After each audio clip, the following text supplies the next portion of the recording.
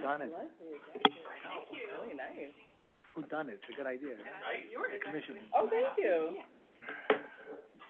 Yeah, that requires another. How are you? Good. Going. Yep, as of today. This is my first review session.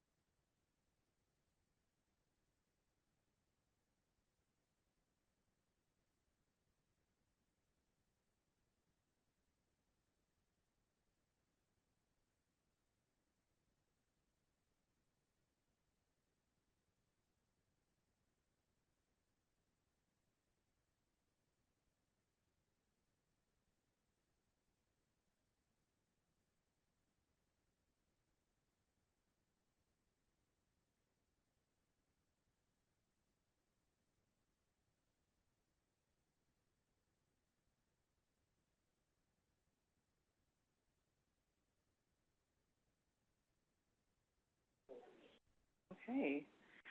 Good afternoon. Oh, sorry. Good afternoon. My name is Cydia Sherman, and I am Chair of the City Planning Commission and Director of the New York City Department of Planning. Welcome to today's review session of the City Planning Commission. I'm joined this morning by Vice Chair Knuckles, Commissioner Cerullo, Commissioner Crowell, Commissioner Goodwidge, Commissioner Mann, Commissioner Marin, Commissioner Osorio, and Commissioner Rafanjad, and Commissioner Kamani will be joining us shortly. I'm so sorry, Commissioner Dweck, apologies. That's your name. Apologies. Before getting to today's agenda, I'd like to share some recent city planning related news. Earlier this month, Mayor Mandani announced ADU for You, a new online toolkit to help homeowners who want to turn extra space in their attic, in their basement, or backyard into a small home. Building on City of Yes for Housing Opportunity, which legalized accessory dwelling units in New York City, this website is another smart step to unlock housing, allow working families to earn additional income, and help seniors afford to age in place. For anyone interested in adding an ADU to their property, you can visit housing.hpd.nyc.gov/ADU. The Department of City Planning was also glad to participate in Open Data Week, an annual public event showcasing how government agencies use data to serve New Yorkers. From housing and demographics to street maps and coastal floodplains, we are committed to making the data we use open and accessible to the public to support transparent and equitable planning. Thank you all to the DCPers who took time to participate in this year's event. So now let's turn to today's agenda. We'll start with a review of a proposal for 290 Henry Street on the Lower East Side of Manhattan. The landmark St. Augustine's Church is asking for bulk modifications to construct a mixed-use building behind the church with 130 income-restricted affordable homes, new community facility, and retail space. This project would generate funds for ongoing restoration work at the landmark church building and exemplifies how faith-based organizations can help address the city's housing shortage. The new development would be located near the F train at East Broadway, a New York City ferry landing, and several public open spaces like Luther Gulick Park and Corlers Hook Park. We'll next learn about a modification to a previously approved project in Crown Heights, Brooklyn. The developer of 1034-1042 Atlantic Avenue is looking for an authorization to add one more story to their already approved 18-story building, which would add another 12 units on top of the 247 units already planned.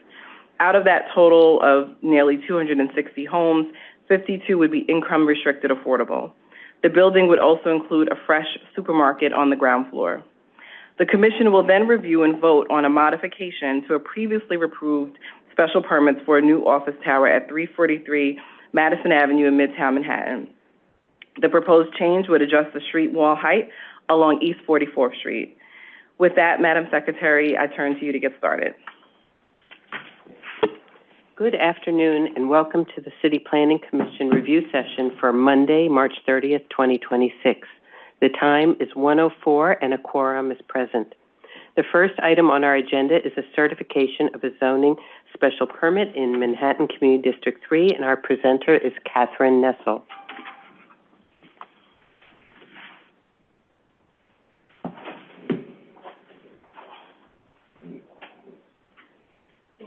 Good morning. Good afternoon. Is it? Can everyone hear me? Perfect. Good afternoon, Chair, Chairman, and Commissioners. This is an application by the Rector, Church Wardens, and vestry members of the Church of St. Augustine's Parish, or St. Augustine's Church, in August 330 Madison Partners, LLC, for a zoning special permit pursuant to Section 74-711 for bulk modifications on a zoning lot containing a landmark. This action would facilitate a 21-story, 98,318 square foot land development containing 130 income-restricted residential units, along with retail and community facility space on the ground floor. Pursuant to the conditions of the special permit, the applicant also proposes restoration work on the existing landmark building on the site.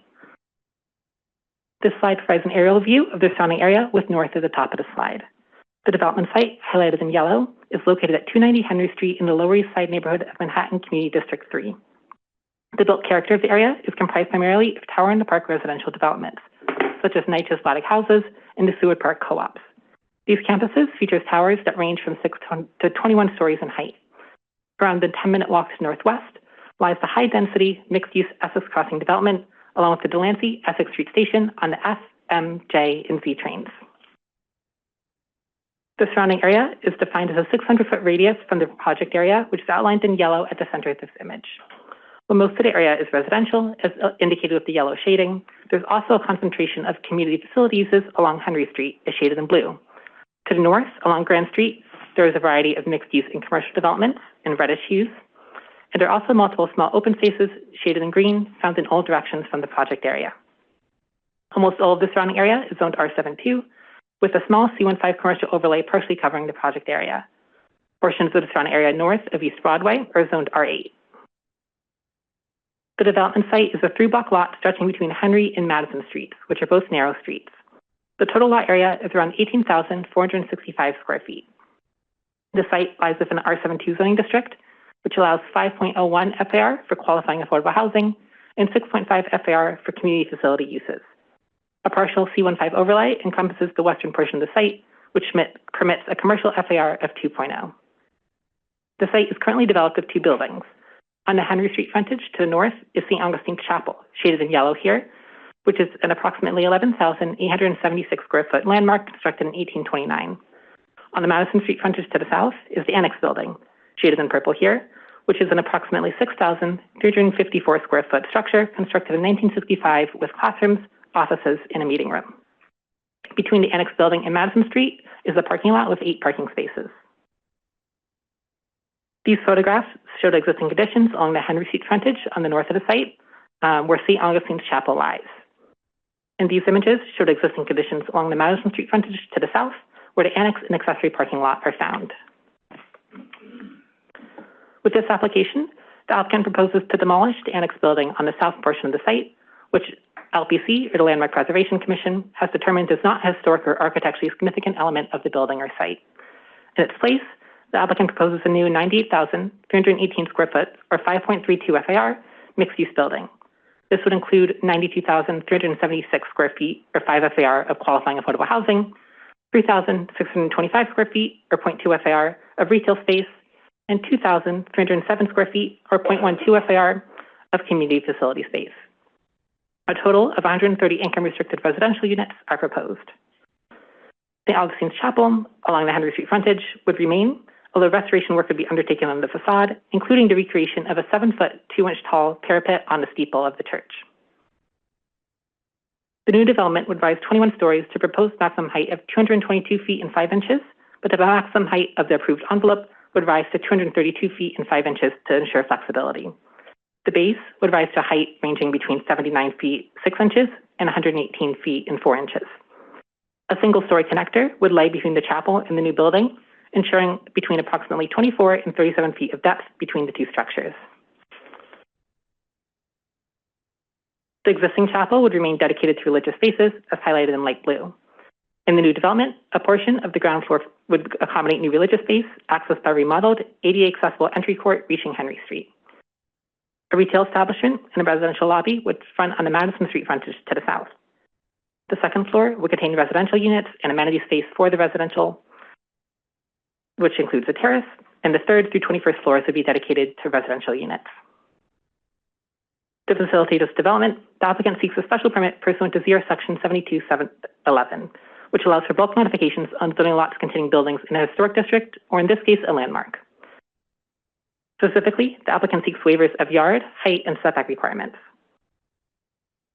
Starting with yard requirements, through lots are required to provide an open area through a rear yard equivalent, which is centered midway between both street lines. Different rear yard equivalent regulations apply depending on use and height. For residential use, the required rear yard equivalent is depicted on this site plan as the area within the solid orange lines. The requested waiver, where the proposed development would not comply with the residential rear yard equivalent, is shaded in orange. Here you can see the waivers again, but in sectional diagrams, and these illustrate that portions of the existing church and a small portion of an entrance pavilion to the new building would encroach into the required residential rear yard equivalent. For commercial and community facility uses, the required rear yard equivalent is depicted on the site plan as the area within the solid orange lines, and the requested waiver, where the proposed development would not comply with these rear yard equivalent regulations, is shaded in orange. And again, here you can see the waivers in sectional diagrams, and these illustrate that portions of the existing church and a small portion of the entrance pavilion for the new building would encroach into the required commercial and community facility rear yard equivalents. The applicant also seeks a side open area waiver. While open areas are not required along lot lines, if they are provided, they must be a minimum of 5 feet wide within the C15 overlay. The applicant proposes a side open area of only approximately 2 feet and 4 inches in width, spanning a length of about 10 feet 4 inches along the western lot line. This side open area would provide light and air access to cellar windows in the existing church building. Finally, the applicant requests a waiver of height and setback requirements for portions of the development shaded in orange on this site plan. For qualifying affordable housing developments in R72 districts beyond 100 feet of a wide street, a base height up to 85 feet is permitted, where a setback of at least 15 feet must be provided, and then the maximum building height is 105 feet. As shown in the sectional diagram, the applicant proposes a maximum base height of 118 feet and 4 inches, and a setback varying between 6 feet 8 inches and 11 feet 10.5 inches, shorter than the 15-foot setback requirement. The maximum height of the envelope reaches up to 232 feet 5 inches, exceeding the allowed height by about 127 feet. This slide demonstrates the proposed development in the context of other existing buildings on the block, as seen looking south from Henry Street. The predominant typology consists of tower and park developments. To the west near Montgomery Street lies the approximately 200-foot tall Governor Gardens development, and directly to the east are the 64-foot tall NYCHA Bladdock houses. LPC issued a certificate of appropriateness for the proposed development on September 24th, 2025, including demolition of the 1960s annex building, construction of a new 21-story building in its place, and recreation of the parapet on the church's steeple, which is highlighted in red on the image on this slide.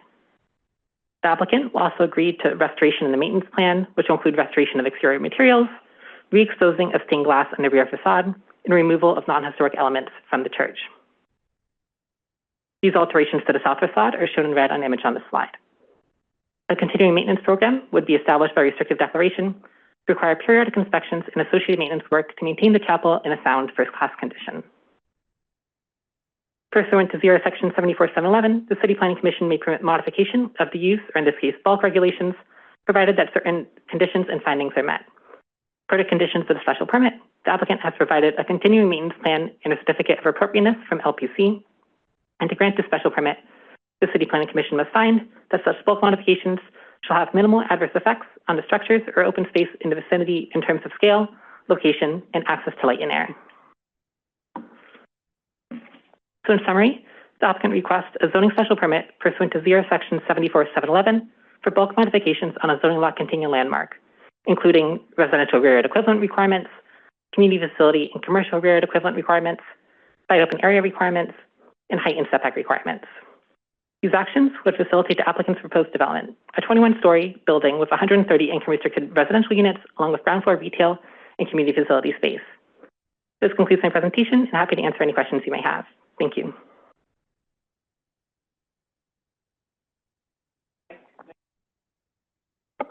Oh, can you hear me? Yes, okay. I just want to note that we've been joined by Commissioner Kamani, and so we'll have an opportunity for questions. Commissioner Mann? Yeah, just one quick question on the affordable housing. Is it, has the applicant indicated which HPD term sheet they're aspiring to seek? Yes, thank you for the question. The applicant is in discussions with HPD on the specifics of affordability. They've specified that they'd be building pursuant to HPD's new construction finance program and also using LIHTC house credits, so low-income housing tax credits. They are still working on the direct kind of affordability makeup of the project. This slide indicates what they've provided so far. Pursuant to the term sheet, about 50% of the development would be at or below 50% AMI, including a certain percentage set aside for formerly homeless households, and then 50% of the development would be at higher AMI, so 80% and 110%. Got it. Thank you. Thanks. Thank you. Thank you. Thank you, Catherine. The next item on our agenda is 1034-1042 Atlantic Fresh Part 2. The second item, post-referral review of a zoning authorization in Brooklyn Community District 8. Our presenter is Jordan Fraud.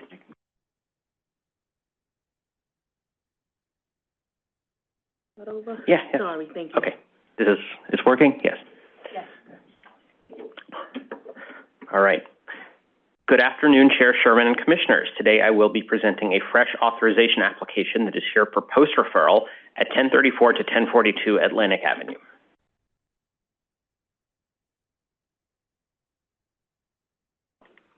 Next slide.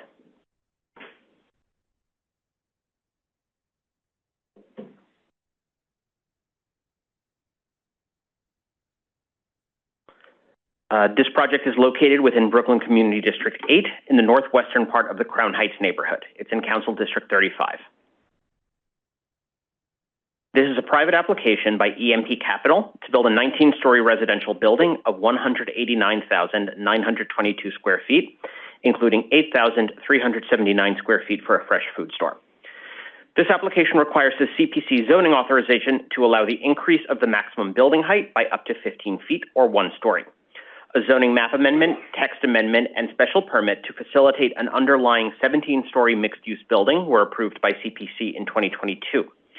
In 2024, the CPC approved a fresh certification and height authorization to increase the maximum allowable height to 18 stories. The proposed development is located within the northwest portion of Crown Heights and borders the southern boundary between Clinton Hill and Bedford-Stuyvesant. Project area is bounded by Atlantic Avenue to the north, Pacific Street to the south, Grand Street to the west, and Classen Avenue to the east. 4 bus lines, including the B48, B25, B26, and B65, are within 600 feet of the project, as well as the Franklin Avenue stop on the C&S trains. As of spring 2025, the project area is also located within the AMUP Special District, highlighted in a black dashed line with a light blue fill on this map. Other fresh applications have been filed within the vicinity of the project area, including a completed one at 1535 Bedford Avenue, and approved stores at 870 to 888 Atlantic Avenue and 805 Washington Avenue that have not yet opened. A fresh certification was filed in summer 2024 for a store at 953 Dean Street, but has since been withdrawn as a result of changes stemming from the City of Yes text amendment. The immediate surrounding area primarily consists of industrial uses and commercial uses, 1- and 2-family residences, multifamily residences, mixed commercial and residential buildings, and vacant land. Project area is located in a C63A and M12A R6A zoning districts. C63A is a high-density commercial zoning district that allows residential uses up to an FAR of 9.02 R9A equivalent. Commercial uses up to FAR 6 and community facility uses up to FAR 7.52. R6A is a medium-density residential district that allows residential uses up to FAR 5, and community facility uses up to FAR 3.9. M12A is a manufacturing district that supports commercial and industrial uses and has a maximum FAR of 3. The project area is also located in the Atlantic Avenue Mixed-Use Special District, which was adopted in spring 2025 after a multi-year community process. The development site, 1034 to 1042 Atlantic Avenue, was subject to a zoning map and text amendment and special permit in 2022 to facilitate the development of a 17-story mixed-use building containing approximately 210 dwelling units, 2,580 square feet of community facility floor area, 11,900 square feet of commercial floor area, and 20 parking spaces. While that rezoning from M11 to C63A and R7A C24 predated the adoption of the Atlantic Avenue Mixed-Use District, it aligned with the department and community vision for the Atlantic Avenue corridor. A major goal of this and other land use actions in the area was to facilitate the co-location of new residential and commercial development with the area's historic industrial base. The building facilitated by that rezoning was developed by the same applicant as the team behind today's fresh application. In 2024, the same applicant team applied for a fresh certification and CPC authorization to facilitate a fresh food store of 7,254 square feet and a height increase from 17 to 18 stories. The CPC approved that application in September 2024. However, as a result of changes made in City of Yes, increasing the allowable height, bulk, and density of the C63A zone, the floor area bonus and extra story granted through that fresh application became as of right. With this new application, the applicants are returning to CPC to ensure that they can lock in this important community benefit.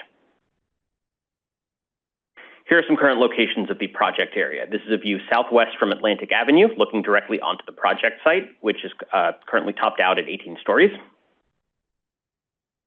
Here's a view east along Atlantic Avenue. The project area is hidden by the tree, but it's in the yellow dashed line at the right.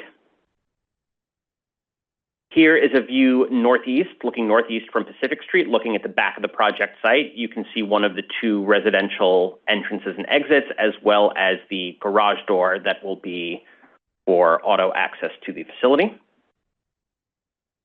And this is a view looking southwest from Atlantic Avenue of the building in its current form. As you can see, it is built to a height of 18 stories. The proposed 19th story that they're applying for today has not yet been completed. As stated before, this authorization will facilitate a 19-story mixed-use building with a total of 189,921 square feet of floor area. That will include 259 dwelling units, at least 52 of which will be subject to MIH, 12,395 square feet of commercial floor area, 8,379 of which would be allocated to the fresh food store,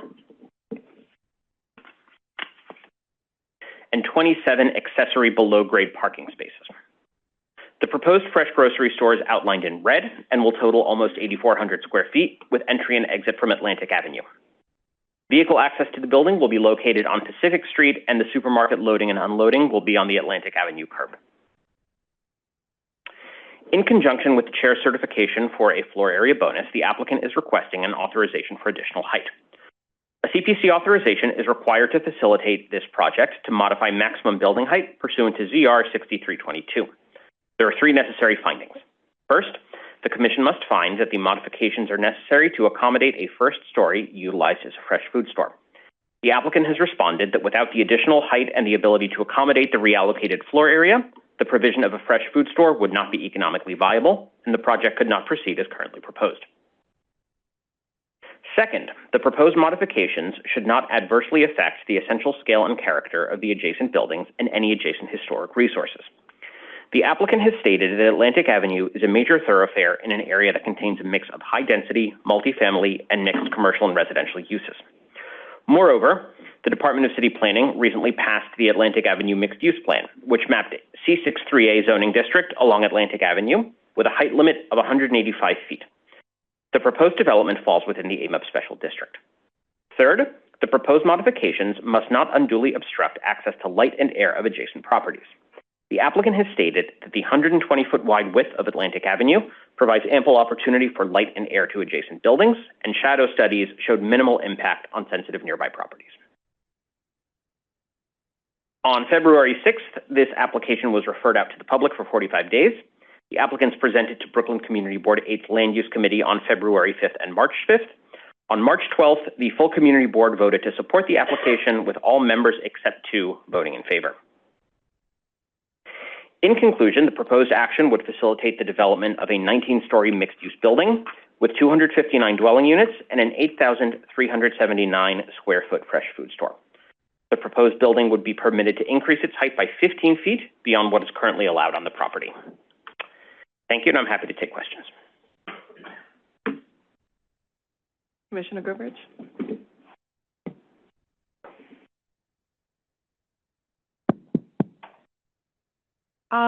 Thank you so much for your presentation. My first question is, the project faced a lot of community pushback, and then later at some point, there was an agreement for the developer to work with the Fifth Avenue Committee and Impact Brooklyn. Is there any update on whether that was finalized? Let me ask and get back to you. You said it's the Fifth Avenue Committee and Impact Brooklyn? Mm-hmm. Okay. And then my second question was, if you could confirm the ceiling for the AMI. I think it's 40 to 60% AMI, is that right? I couldn't find really certain there was a racial equity report, but I couldn't find it. So would that be for the original 2022 rezoning, which? No, for this one. Of the affordable units, mm-hmm. What is the breakdown? Is it 40 to 60% AMI for the 52 out of the affordable units? Right. So there are 12 additional dwelling units would be added as a result of this. I don't. Let me check and get back to you as to what band they're in. They would follow the same parameters as the MIH units that were authorized through the original rezoning in 2022. Okay. Yeah, because my question, just to sum it up, is this project has about 52 affordable units, mm-hmm. and I just want to know what is the actual AMI band for them. Right. I believe that it's 40 to 60, but I just want to clarify that. And I couldn't find it in the, I tried looking for it, but I didn't find anything. So thank you. Mm-hmm.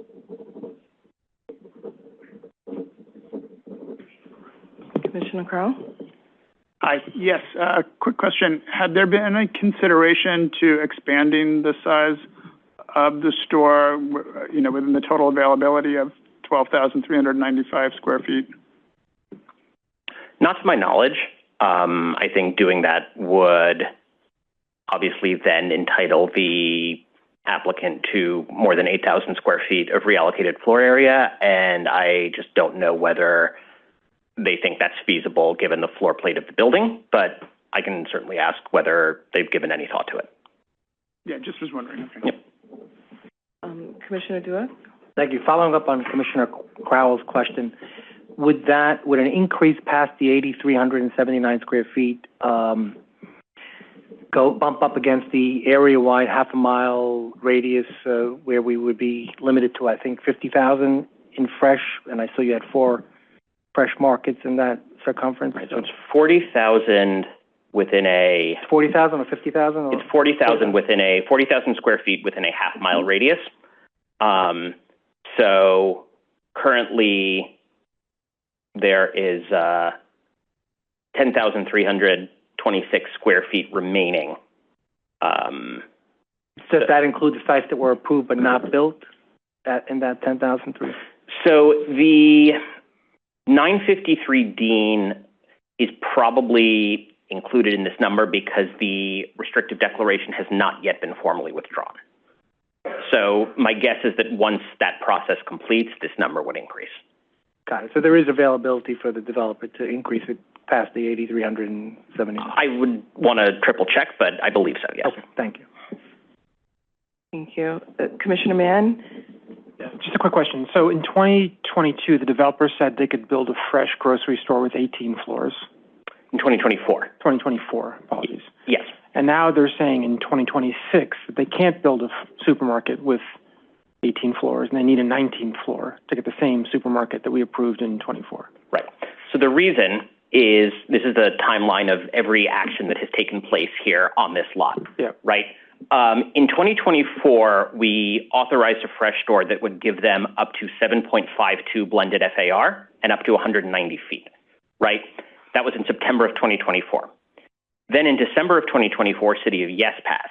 And now, as of right, the building allows up to 7.68 blended FAR and up to 185 feet of height without any extra height or bulk for fresh.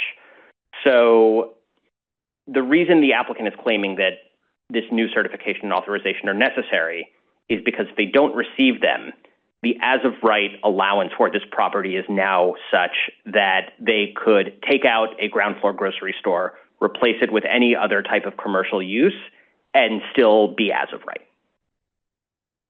Right. I guess what I'm trying to understand is that they received more floor area, and they're saying that's a problem? No, they received more floor area. They received more floor. Oh, I see what you mean. They're saying that they received more floor area through City of Yes, and they're saying that. So the floor area that they received through City of Yes did not, it basically, it made the existing building as of right. Right. And so But they had their, I'm sorry to interrupt, but they had their approvals in place. I mean, so the 24 building, 18 stories with the fresh grocery store, 7.52 FAR, they had that all, they had all the approvals in place. Yes, that's right. They got some additional floor area end of December for 24 as a result of City of Yes, right? That's correct. So they're going up to the 8.03 in this application, if I'm reading this chart correctly. Yes, that's correct. As a result of pulling out the ground floor area from the fresh supermarket? Or explain to me how they get to the 8.03. Maybe that's... Right. So the 8.03 comes from basically taking the existing as of right FAR of the building, which is now 7.68 post City of Yes, right? And adding on 8,379 square feet to that total. Right. So that's the pulling out of the fresh grocery store floor area and putting it as residential? It's exempting that floor area? It's a 1-for-1 bonus. So for every square foot of grocery store that you build, you get an extra square foot of residential floor area. The upshot is basically, I don't know if you want to call it asking for more floor area or something else, but once City of Yes passed, they had enough floor area and height in this building to no longer need the bonuses that the commission gave them in September. Right? September 2024, the commission gives them a height bonus and a floor area bonus. December 2024, City of Yes passes, and the baseline height and bulk in these districts increase.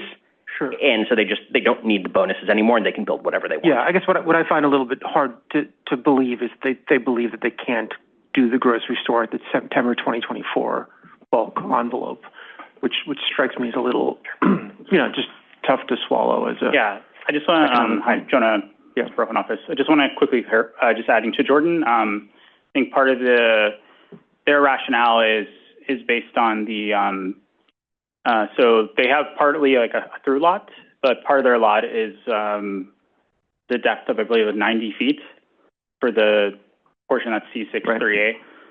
In addition to that, they also provide a 7-foot widening of the sidewalk, which actually predated the requirements be put in place for AMUP.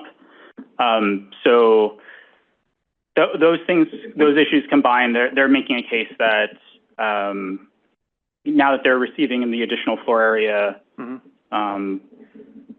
post HO and as a result of the fresh certification, that they need the additional 15 feet in height to accommodate the floor to accommodate the fresh supermarket.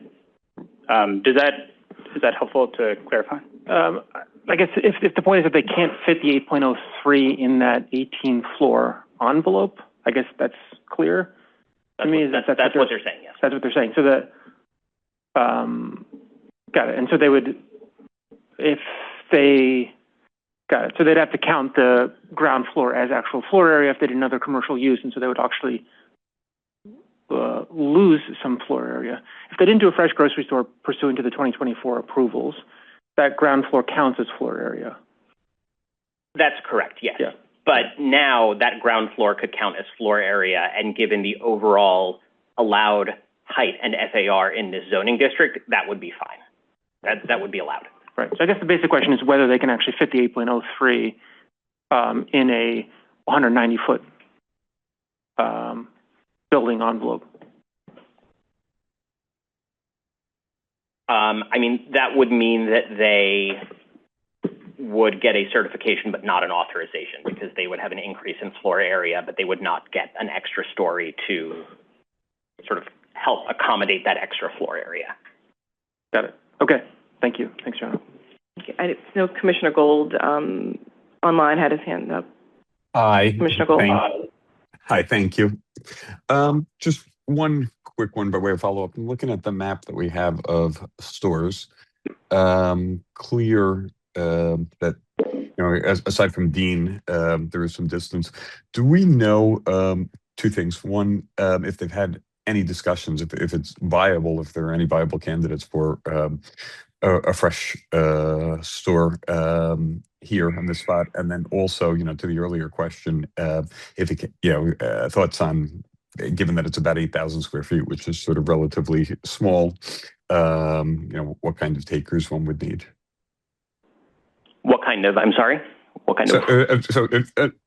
In other words, it clearly wouldn't be a major supermarket. It'd be more closer to, you know, maybe a large convenience store, or just, you know, thoughts there if they've had any discussions or if we've heard anything from the applicant. Yes, the current plan is they are in talks with Fine Fair. Okay.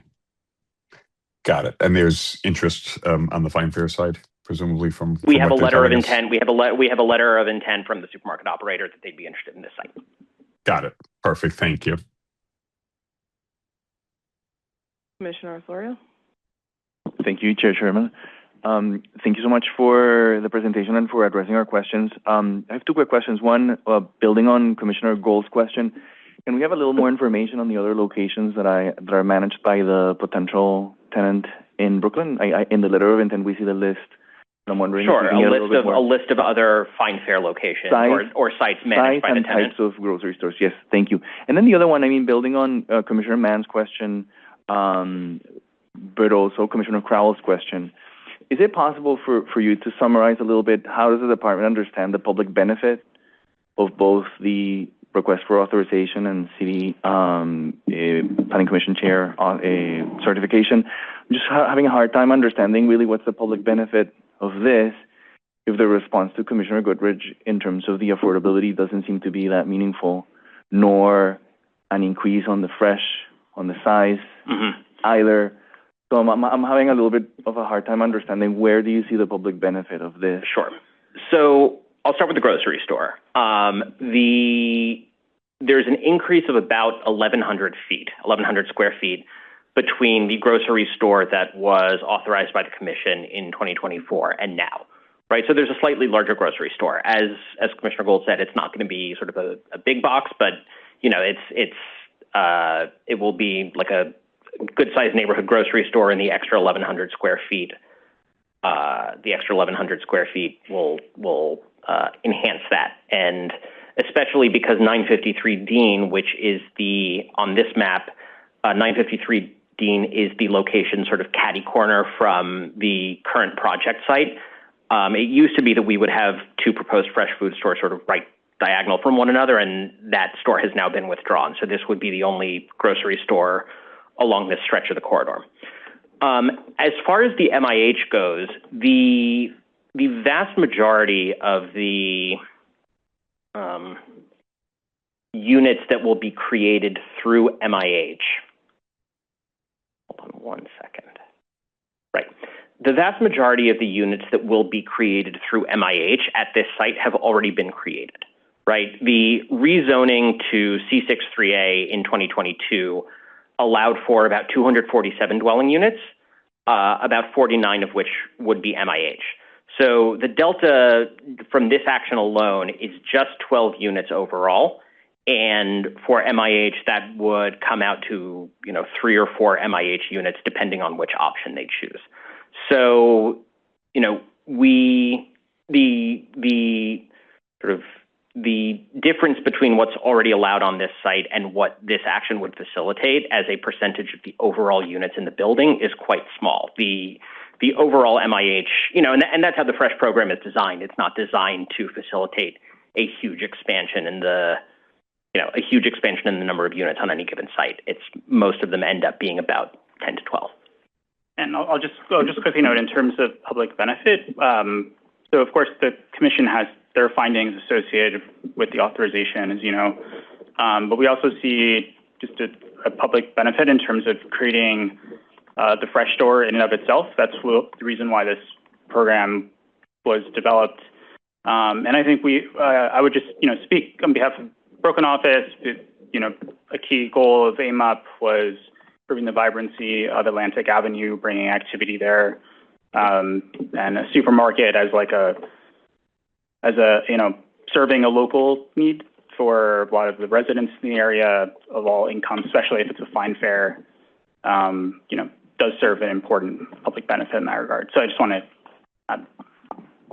Thank you both. I appreciate this. And maybe just to wrap up, I would highly encourage that we, as a commission, maybe think a little bit what could be the opportunities for a reformed Fresh program that anticipates some of these pitfalls. Thank you.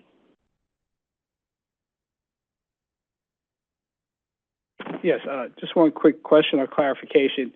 Today in the field, is it 19 stories that's up there?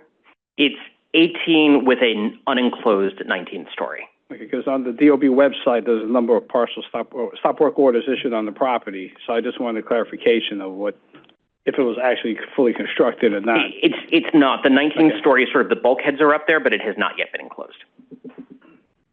The bulkheads on top of the 19th floor? Or because the bulkheads are usually elevator or stair. Right. So my understanding from the presentation that the applicant gave to the community board is basically that what previously would have been the bulkheads above the 18th floor are going to be enclosed and will turn into the 19th story. That has not been enclosed yet. Okay. Thank you. You're welcome.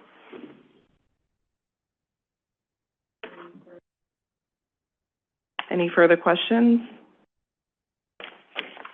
Thank you. All right. And I will note that this item will be scheduled for a future meeting and vote, and we'll make sure to get additional information to everybody with the questions that were raised today. Yep. Thank you. The third item on our agenda is a post-referral review for modifications to previously approved special permits in Manhattan Community District 5, and our presenter is Ezra Moser.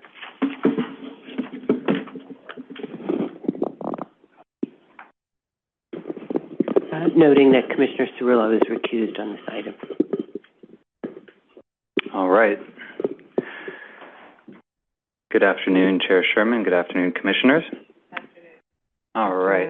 So we have a private application here by BP 347 Madison Associates LLC. It's Boston Properties for a non-UAT modification of a previously approved special permit, actually special permits plural, in the Midtown neighborhood of Manhattan Community District 5. So the site's located in a C53 zoning district within the East Midtown subdistrict of the Special Midtown District. A bit of a mouthful. It proposes a non-UAT modification to previously approved plans to remove an interim design note that would update the maximum street wall height on the East 44th Street frontage of the building envelope. So, kind of hard to see on hopefully it's easier there, but there's a site in context. It's a little difficult to make out because it is surrounded by a sea of red, which is high density commercial. It's located in the Vanderbilt corridor, which is also a sub area of the East Midtown subdistrict. And it is about 1 block to the west of Grand Central Terminals complex. Okay, so highlighted in yellow is a development site at 343 Madison Avenue. And I did forget to mention, this used to be MTA's headquarters. So in the past, it's been referred to as the MTA headquarters site. The site fronts 3 streets, occupying the entire east frontage of Madison Avenue between 44th and 45th Streets, and Vanderbilt Avenue bounding the east end of the block, so towards the Grand Central and 200 Park complex. Notable sites in close proximity obviously include Grand Central, You have the Yale Club directly adjacent to the southeast end of the block. And One Vanderbilt sits about 2 blocks to the south. You can see it as a very large skyscraper in the kind of foreground of your slide. So to quickly contextualize this proposed modification, I'll briefly walk through the previously approved actions from 2021. So in September of 2021, the applicants obtained a special permit pursuant to Section 81633 of the Special Midtown District Text, which is for a Grand Central Public Realm Improvement bonus. It granted 15 FAR, a 15 FAR bonus for the provision of both on-site and off-site transit improvements, which actually mainly took the form of a brand new entrance to what's now called the Grand Central Madison, formerly Eastside Access Terminal. It also included a second special permit pursuant to ZR Section 81634 that was granted to modify certain district plan elements, street walls, height and setback, loading, and curb cut regulations. So at the time of the approval of the special permit in 2021, the City Council restricted street wall heights to not exceed the height of the Yale Club's parapet, which is directly adjacent. This was reflected in an interim drawing note since the height of the parapet had not yet been surveyed. So the approved drawings showed a maximum street wall height of 295 feet. The note detailed that the street walls of each frontage were not to exceed the surveyed height of the Yale Club's parapet, which can be seen on the right-hand side rendering. Such surveyed height was not available at the time of council review of the approval, but following the approvals, the applicant conducted a survey and identified the neighboring building's parapet height at 283 feet. So the applicant proposes to make a technical clarification and refinement by updating the building envelope, shown here in black, to document the street wall height restriction of 283 feet on that 44th Street frontage adjacent to the Yale Club. And the modification also reflects that the street wall height restriction should not apply to the Madison Avenue and 45th Street frontages, which are not adjacent to the Yale Club. With this newly drawn envelope on the West 44th Street frontage reflecting the adjusted height, the interim note would now be removed. These modifications clarify the intent of the street wall not to exceed the neighboring parapet and would enable the applicant to maximize their floor area on the other frontages, which is important. It's an important consideration for the newly secured anchor tenant. And before we conclude, I just note that this was referred out to Community Board 5, and they voted on February 12th to recommend the application for approval by a vote of 38 in favor, 0 opposed, and 1 abstention.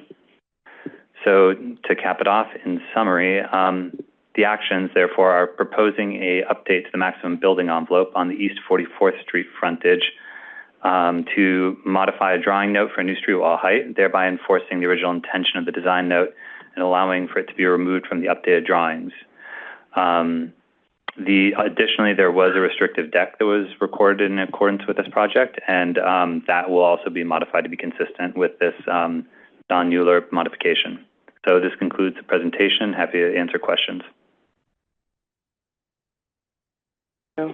Commissioner Mann? Just a quick one. So if they're complying with the modification, why bother with this action? Why are they modifying the drawings to remove the note? Because the note didn't reflect it was incorrectly reflecting the intention of it. So it would be a non-Mueller modification to modify the drawings to have a note on it. Sorry, let me just make sure I understand. So the note said the 44th Street, East 44th Street wall needs to line up with the Yale Club or be no higher than the Yale Club's parapet. Is that inaccurate? That's correct, but it seemed like there's ambiguity as to whether that applied to all the street frontages. I see. Okay. So the issue is that they're removing the Madison Avenue street wall ambiguity, as you characterize it. Right. Now that they have a surveyed height, it's there's no need for the interim note because they didn't understand the height of the Yale Club's parapet. Okay, but really what we're doing, because again, that's sort of as of right, and we're whatever pursuant to prior approvals, if they're just following the approvals. What you're saying is that the Madison Avenue frontage, there was some ambiguity around whether the Yale Club parapet height was actually the street wall regulation. Yeah. So they're modifying that? Yes. To remove that. And can you just go back to the axon just quickly? No problem. So I just can't see this dimension here, but the Madison Avenue street wall is at what height? Just do you know? The Madison Ave is at 295, I believe, and it's 283 for the 44th Street height. Got it. So we know okay. what the parapet is. So they don't want to do the 283 across Madison Avenue. That's correct. And they want to keep that higher street wall on Madison. Okay, and there's a floor area rationale. I'm just as an urban design matter. It seems like it'd be nice and clean to have a street wall that lines up on the corner there. Mm-hmm. So I'm just curious why. Understood. I mean, obviously the design deference to the Yale Club was important, but for attracting the new anchor tenant for the building, there was a desire to have the larger and more regular floor plates in the base. Like that's from a programmatic standpoint. Why they want to come in to clarify.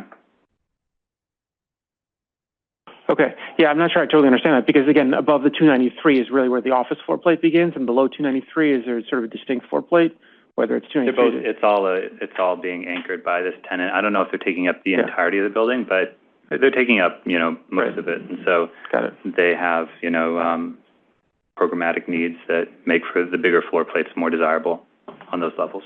Okay. Yeah, it just strikes me that having a consistent street wall along that Madison and 44th Street would actually kind of wrap the corner nicely rather than having to, but I guess, okay, got it. But I understand a little more clearly now that it's really about the Madison Avenue frontage and removing any ambiguity around the street wall height there. Mm-hmm. Thanks for explaining that. Thank you, Commissioner. Commissioner.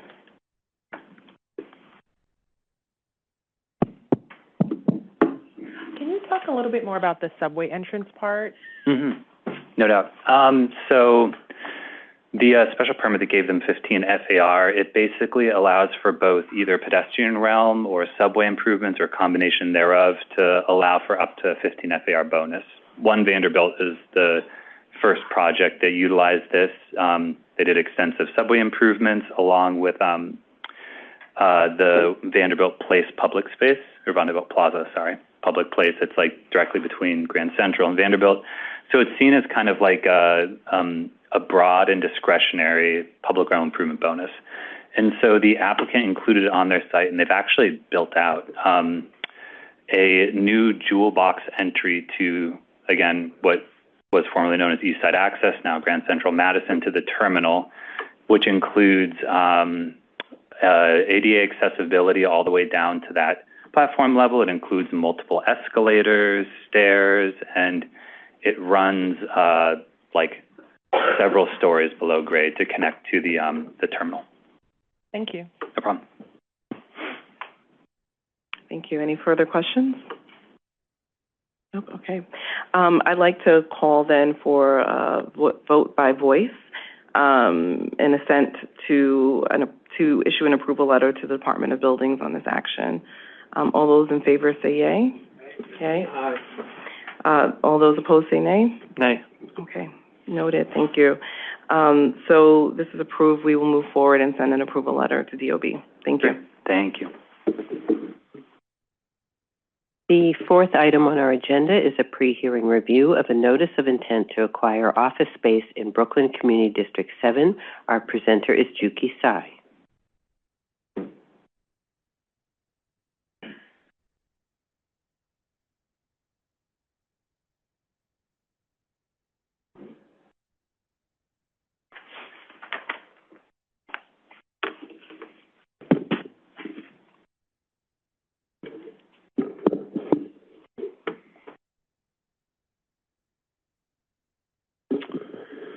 Good afternoon, Commissioners. Chair Sherman. This is an acquisition by NYPD and DCAS for a 195 notice of intent to acquire office space, facilitate approximately 23,500 square feet of office space and 23 parking spaces for continued use by the NYPD Internal Affairs Bureau at 241 37th Street in Sunset Park, Community District 7, Brooklyn. The NYPD Internal Affairs Bureau, IAB, investigates allegations of misconduct and corruption by members of the NYPD.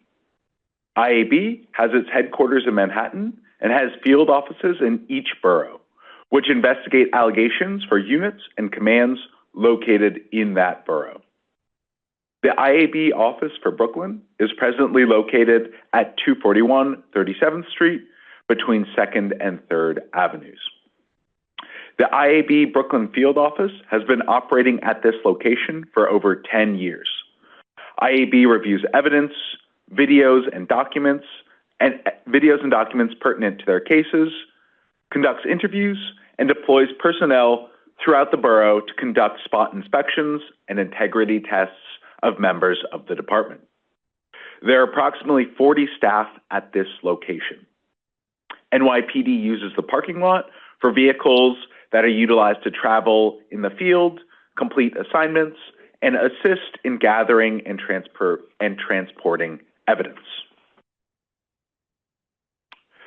The Brooklyn IAB field office was previously marked as a confidential site, and as such, the lease was negotiated directly between NYPD and the landlord. However, NYPD has since determined that this office no longer needs to be classified, and as such, is now applying for this office space acquisition. DCAS is now required to negotiate the new lease, and the facility will be maintained by NYPD Facilities Management Division upon acquisition, or continuing and upon acquisition. The surrounding area is primarily industrial and commercial with some residential use. This site is part of the larger Industry City complex. Further to the north of Industry City is the Liberty Brooklyn building at 850 3rd Avenue, as well as Metropolitan Detention Center. To the west is the South Brooklyn Marine Terminal and the Sims Recycling Plant. To the east is the elevated Gowanus Expressway. Beyond that to the east is mixed-use industrial residential, and beyond that, the more predominantly residential portions of Sunset Park. To the south is Costco. The area is well served by public transit. The express subway stop at 36th Street, which serves the D, N, and R subway lines, is a block northeast of the project area. The site is zoned M31, part of the large M31 district on the Sunset Park waterfront. Directly south is an M12 district. To the east is an M12D district and an R6B district beyond that. Moving into some photos, this photo faces north towards the project site at 241 37th Street, and you can see the locator map in the upper right-hand corner. This photo faces west from 3rd Avenue towards 2nd Avenue, and you can see the project site on the right. Turning around, this photo faces east towards 3rd Avenue. You can see the project site on the left and Costco on the right-hand side. This photo backs up, again facing east towards 3rd Avenue from 2nd Avenue. This photo looks north on 2nd Avenue. This photo looks west from 2nd Avenue, and you can see the parking facility where the parking spaces would be on this slide. This photo faces south on 2nd Avenue, and you can see the parking facility on the right-hand side. DCAS and NYPD seek to acquire approximately 23,500 square feet of office space at 241 37th Street and 23 parking spaces for continued use by the NYPD IAB Brooklyn office. The IAB space at 241 37th Street has a conference room, locker rooms, administrative offices, interview rooms, and a break area for employees. There is no overnight lodging or cell space required at this IAB office. Members of the public may come in to be interviewed regarding cases, but it is not a public-facing site where the public would come in for general assistance. The site operates 24 hours a day, 7 days a week. There'd be 3 shifts with the 8 a.m. to 4 p.m. shift being the most populated time, followed by 4 p.m. to midnight, and with the least populated time being midnight to 8 a.m. There are roughly 38 investigators and 2 additional staff members.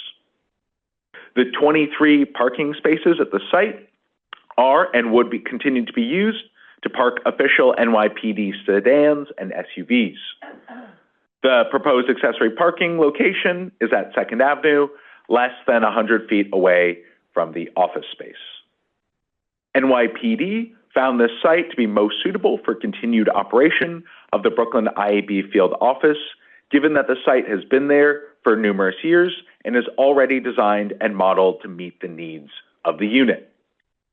In summary, this is an application by NYPD and DCAS for a 195 notice of intent to acquire office space to facilitate approximately 23,500 square feet of office space and 23 parking spaces for continued use by the NYPD Internal Affairs Bureau at 241 37th Street in Sunset Park, Community District 7, Brooklyn. The hearing for this is Wednesday. Thank you. Thank you for your presentation. Vice Chair Knuckles? Thank you, Chair. Juki, I just wanted to clarify the confidential status that you mentioned.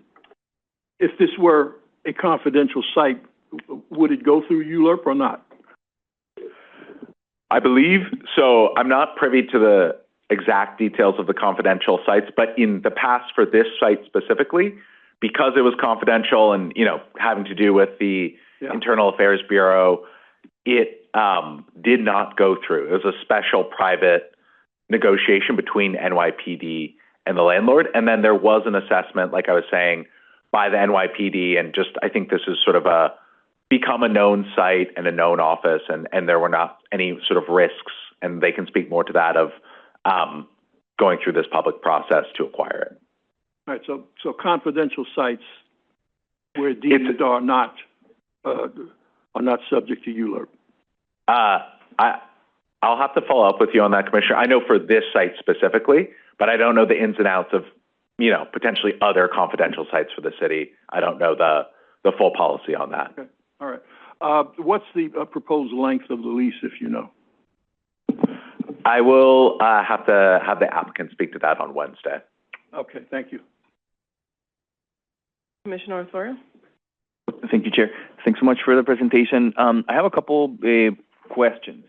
So can you help us understand what other alternatives were considered? Understand that this is a proposal for continued use.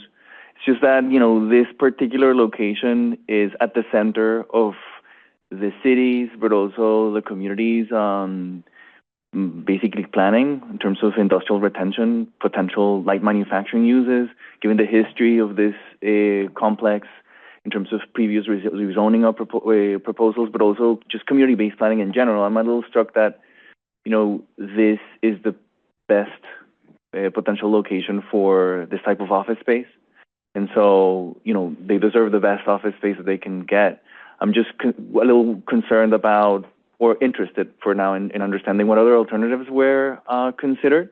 And number one, and then number two, I'm wondering if, from your point of view, given sort of like the fact that, we have a green economies, action plan out there by EDC, there's the industrial retention plan, this to me, it seems to be like, one of the most important locations for potential industrial development. And so using this for office space at a moment where there's so much other office space in the city available, is something that concerns me.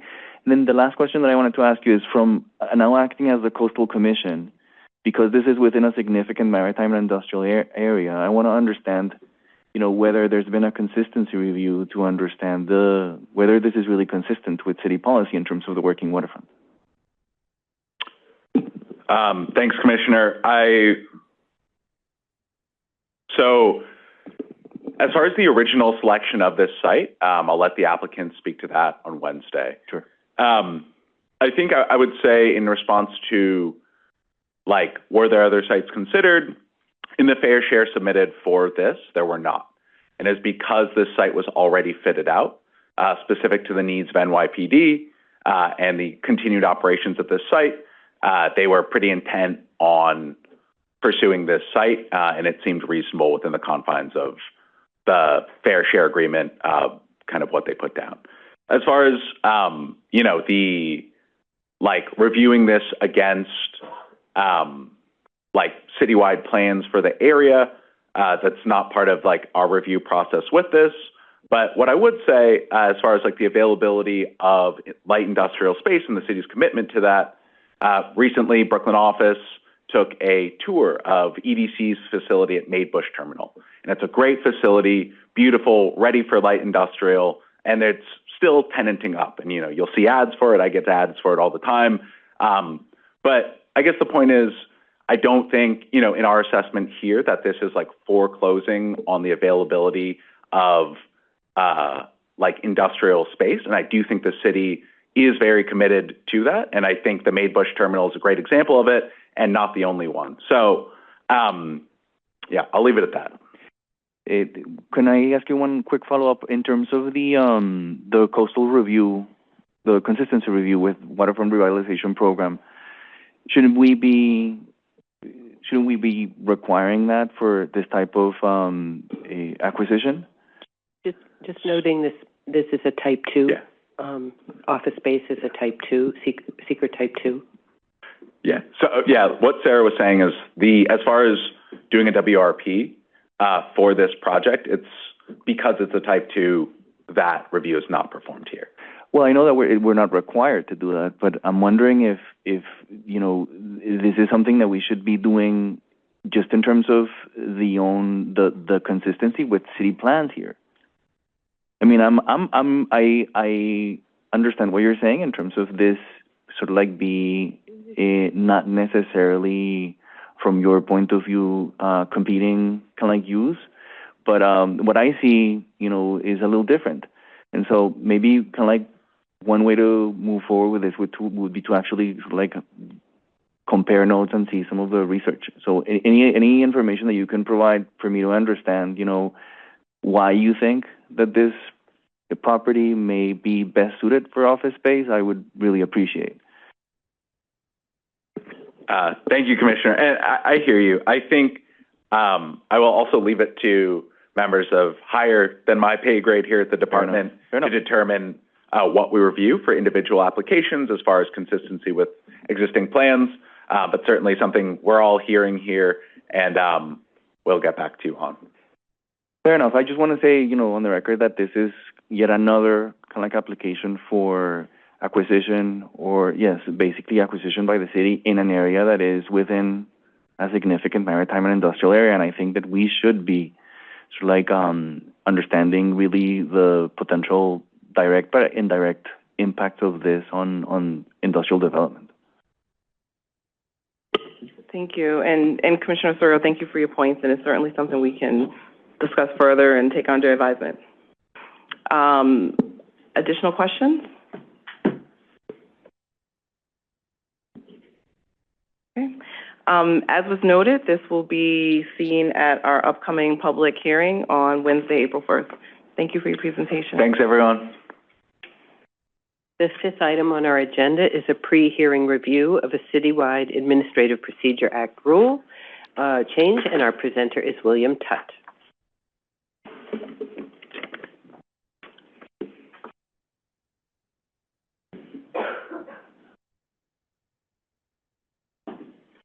Good afternoon. Good afternoon, Chair, Chairman, and Commissioners. Thank you for your time today. I'm here to discuss the proposed affordable housing fast-track methodology rules ahead of Wednesday's public hearing.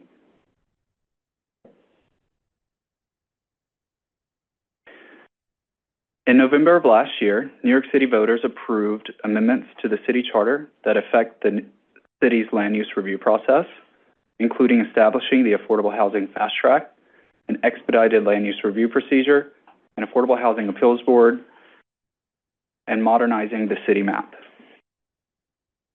The proposed rules we are discussing today are focused on the methodology for determining which community districts are subject to the Affordable Housing Fast Track. The Affordable Housing Fast Track enables an expedited public review procedure for applications that will deliver affordable housing in the community districts that have produced the least amount of affordable housing over the preceding 5 years. Section 197FA of the Charter requires the Director of the Department of City Planning, no later than October 1st, 2026, to determine and post a list of the 12 community districts during which the preceding 5 years had the lowest rate of affordable housing development. This determination will occur every 5 years thereafter. As stated in the Charter, the rate of affordable housing development is measured by the total number of new affordable dwelling units in a community district as a percentage of the total number of housing units located in such community district at the start of each 5-year cycle. To fulfill the Charter's requirements, the City Planning Commission is proposing to amend Title 62 of the Rules of the City of New York by adding a new Chapter 13 to implement the Affordable Housing Fast Track by establishing the methodology to calculate the number of new affordable dwelling units in each community district and the methodology to calculate the total number of housing units in each community district at the start of each 5-year cycle, for purposes of determining the rate of affordable housing development in each community district during the 5-year period.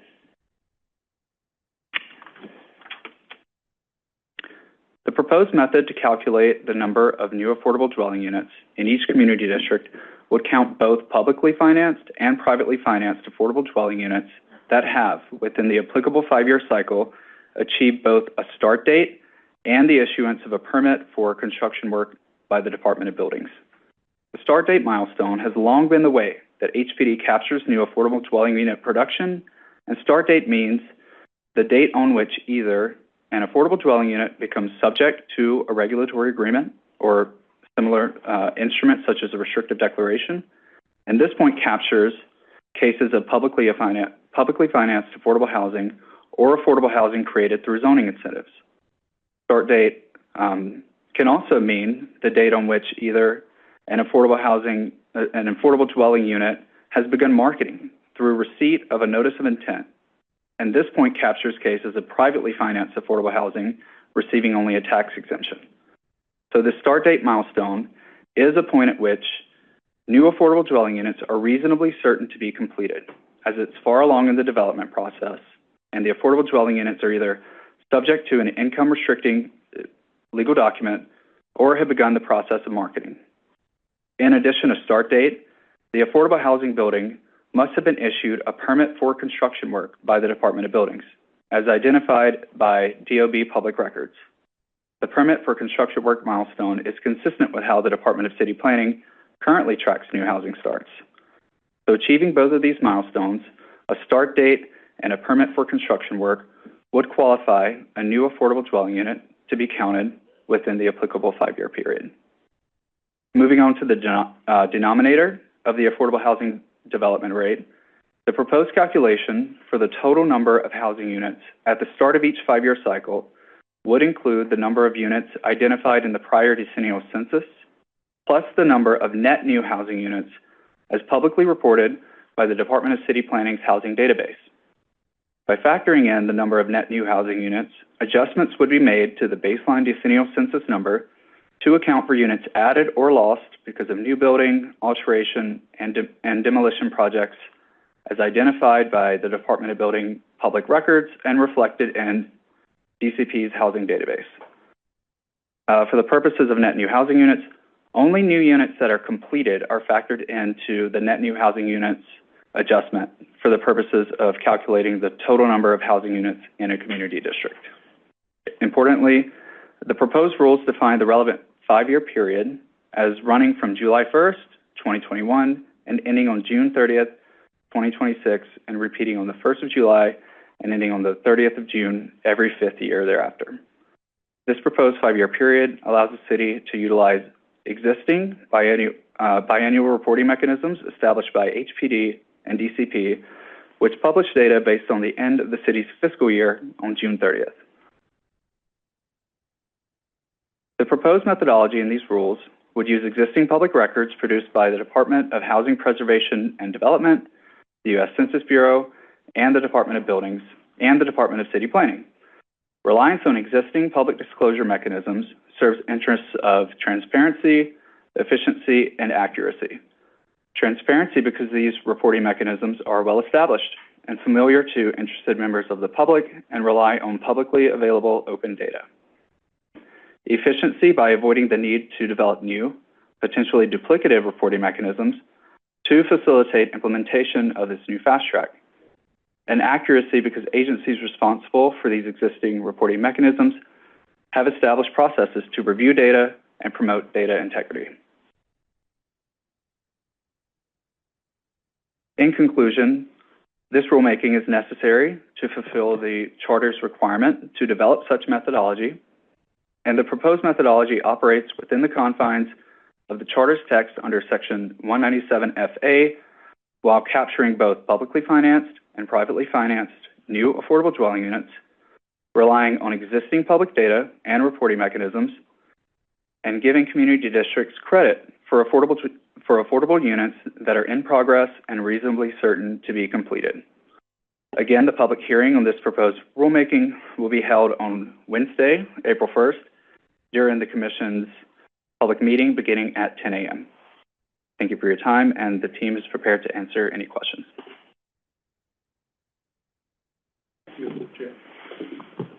Could you define publicly financed housing? I mean, what does that mean? Utilizing programs like working with HPD, for example. It could be programs that require a regulatory agreement to be entered into with HPD. It could be state publicly financed. It could also be federal publicly financed. So low-income housing tax credits, or, for instance, or at the state level, HFA bonds, that would... If it includes an income restricting regulatory agreement, that would be captured by the data and included into the calculation. So if it includes an income restricting requirement, that's usually what's in the regulatory agreement, but the affordability component would be the income restrictive aspect of it. Thank you. Commissioner Goodrich?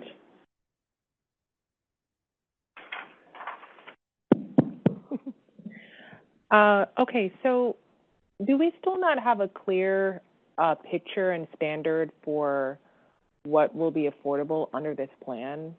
Because there have been several answers, and I think at least the last one, there is no ceiling. Like, for example, there is no, 60% AMI would be the highest it would go. Right, so this, the calculation, so zoom out for a minute. This rulemaking is on the methodology just to establish the calculation. As defined in the charter, it looks for a total number of units. So in terms of the specific aspects of affordability that a project may bring, that is something that would be analyzed when an application is before the commission. But for the purposes of making the calculation for the rate of affordable housing development, it would look to, it would look to data that captures income restricted apartments that could be varying levels of AMI. So to be clear, so there isn't any, so we're viewing something to fast track affordable housing, but the actual affordability metric that would determine what that affordability looks like isn't clear. No, it is in the charter text, Commissioner. So the charter text says that you have to, the Charter Commission borrowed the language that defines an affordable dwelling unit from the City Council's Fair Housing Framework definition. It defines a affordable dwelling unit as an income-restricted affordable dwelling unit. It did not say an income-restricted affordable dwelling unit at a certain AMI or below. That will be, so that's the answer. So it's any AMI, hypothetically, could qualify as an income-restricted affordable dwelling unit. Now, as a matter of practice and policy in MIH, we have clearly defined AMI rules that attend to every publicly financed affordable program, in MIH, privately financed affordable housing, but the charter, it gives a little bit more leeway. And I think the reason is the charter text was intended to apply for many years with many different permutations that policymakers could reasonably make about the desirable AMIs to achieve in a given part of the city. But as you know, the reason why I'm asking is this is the number one issue that New Yorkers care about, that we're getting affordable housing, but no one can actually afford it. Going Housing Connect, and it's such a big joke. So to that note, to clarify, the affordable units, just to confirm, these will be permanently affordable or affordable only for a number of years? They have to be income-restricted affordable dwelling units under the definition. In the case of the mandatory inclusionary housing program, for example, they would be permanently affordable.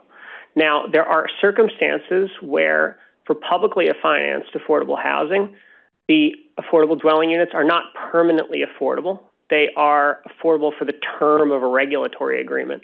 That sometimes is like a 40-year regulatory agreement. Sometimes that affordable regulatory agreement provides that there'll be like a balloon payment that would be due in the 40th year, and it incentivizes the re-upping of that regulatory agreement at the 40th year mark. And so the short answer is not always.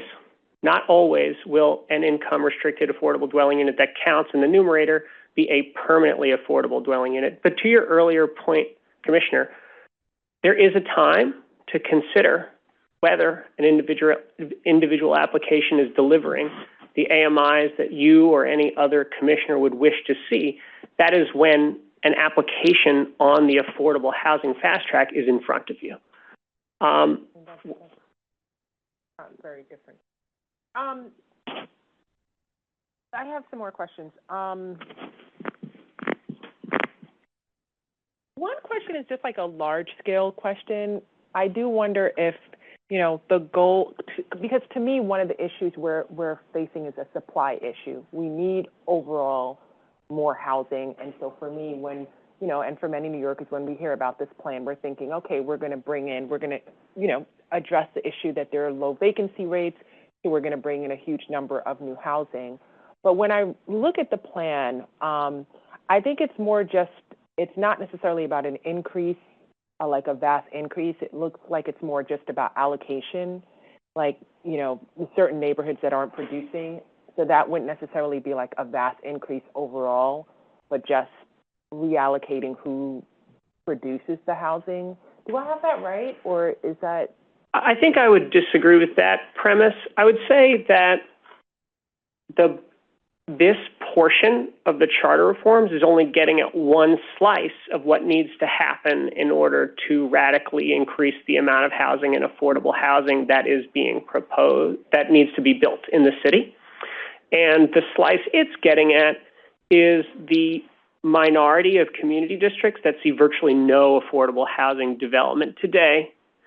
And the premise of the reform is that one important reason why we're seeing very little were political obstacles to the approval of affordable housing in those parts of the city. But we know that there are many parts of the city that are at the vanguard of leading relative to the rest of the city, but still probably not producing as much as we need. And the reason for a lack or insufficiency of production in those parts of the city may not be a political obstacle as such, in terms of like one that was in ULURP. It may be about the amount of federal subsidy that's committed to affordable housing production. It might be about the structure of tax incentive programs and so on. And so what I would say is that this is a reform designed to get at a particular slice of the problem, but not the whole problem. So to address, to piggyback off of that, I only have a few more questions. To piggyback off of that, let's say we have a project and it passes through here, shocker, right? And then it reaches the city council level, and then the city council member is negotiating with the developer and holding strong and saying, listen, I want to approve this project, but it's a whole bunch of 1 bedrooms. We need more 2 and 3 bedrooms. We need more deeply affordable units. I mean, this happens all of the time. Or, something with parking. And it's something very specific to that neighborhood, because I think not all of these can just be like, this neighborhood is a NIMBY, they're blah, blah, blah. They're very particular, right? And so now through the house, how will these, because I think part of this is also the city council members part of this is to lessen the influence, correct? And so what are the safeguards? If we do have those issues, they pass the City Planning Commission, which they almost certainly do, and then we're relying on our part of the structure here is we're relying on the City Council member to go and do the negotiating, go fight at that level, but now that their power has been minimized, and what are the safeguards? So you're asking questions about the structure of land use review generally, and I think you're touching on different things that have changed in the last charter revisions, not all of which are captured on the Affordable Housing Fast Track or with the particular methodology in front of you, right? So I think that this is a really big conversation. But with respect to the Affordable Housing Fast Track, I just want to clarify, perhaps not for you, but for the public that may be listening, we're only talking about a public review process that would apply in 12 of 59 community districts that have the lowest rate of affordable housing. We're only talking about applications in those districts that are guaranteed to deliver MIH affordable housing or better. And for those applications in those alone, the final decision would be at the City Planning Commission. After your decision, it would not proceed to another step. You would be the final decision maker. And although this means that this is a new role for this commission on consequential matters where this commission is often not the final decision maker.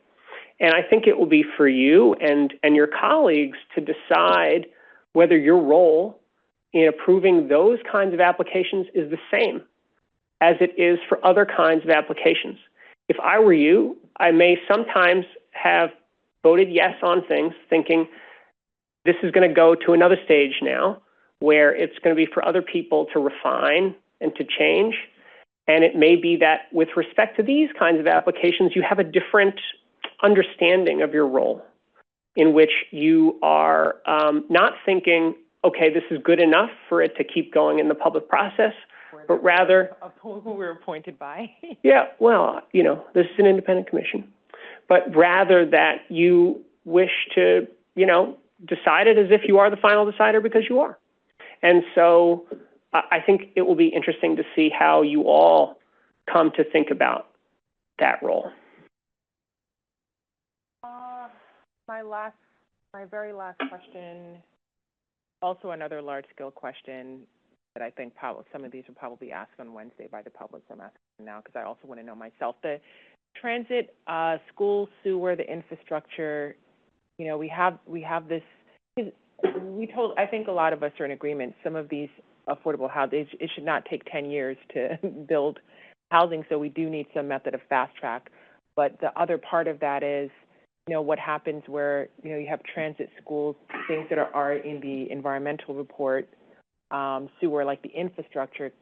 Do we have any way to have clarity on whether some of these neighborhoods can absorb, like the fast tracking?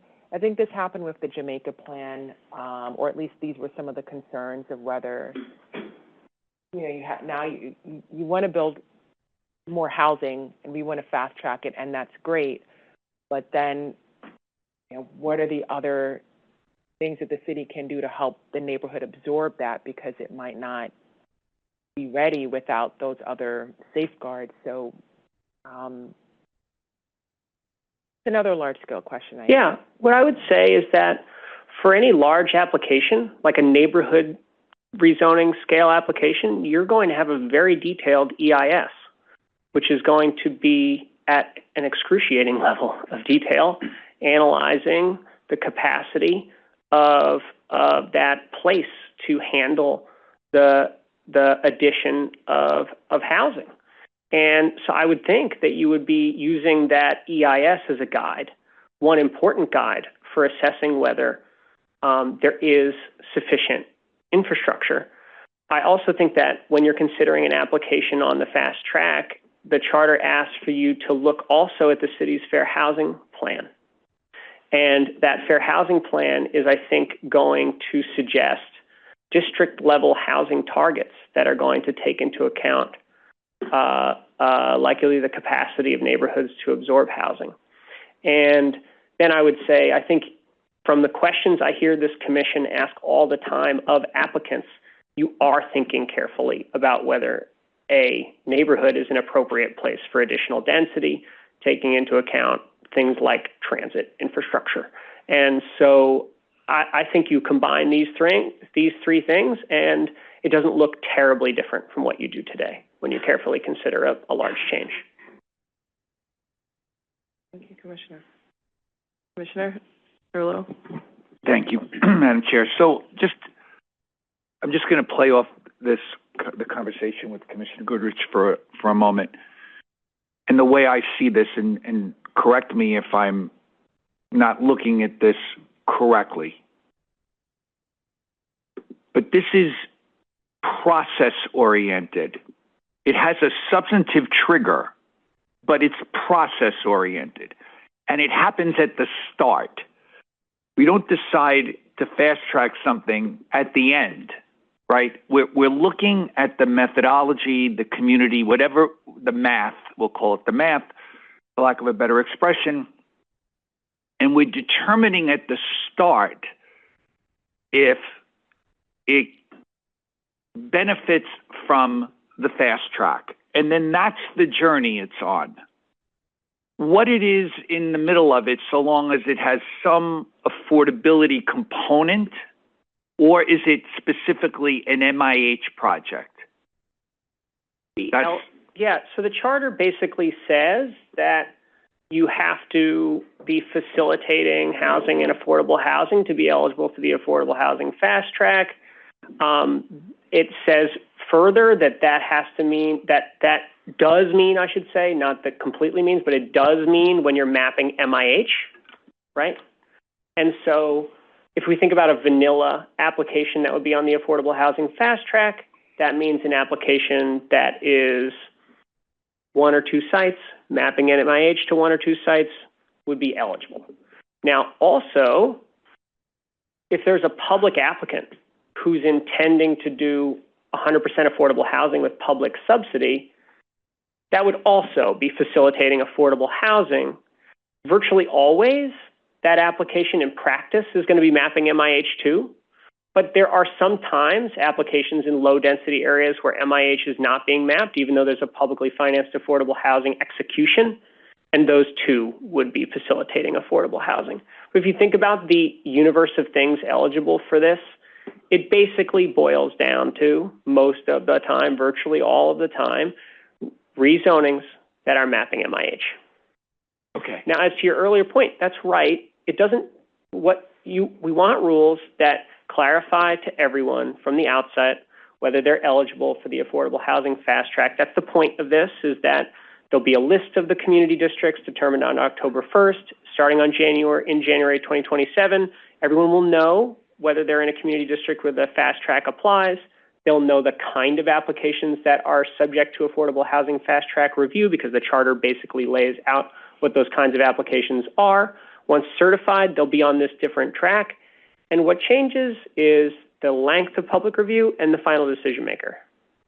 Understood. And I appreciate that. I guess, and I get that. I think in understanding that, the concern about the identification of the 12 community districts, and maybe I'm wrong on this, but I can see the potential for wasting a designation. I think there are community districts that easily, by methodology, will show that they have the fewest, if not at all, development of affordable units. Likely will never have them to any degree that would significantly add to affordability, although every affordable unit matters. But they're holding a slot. How do we deal with that? And the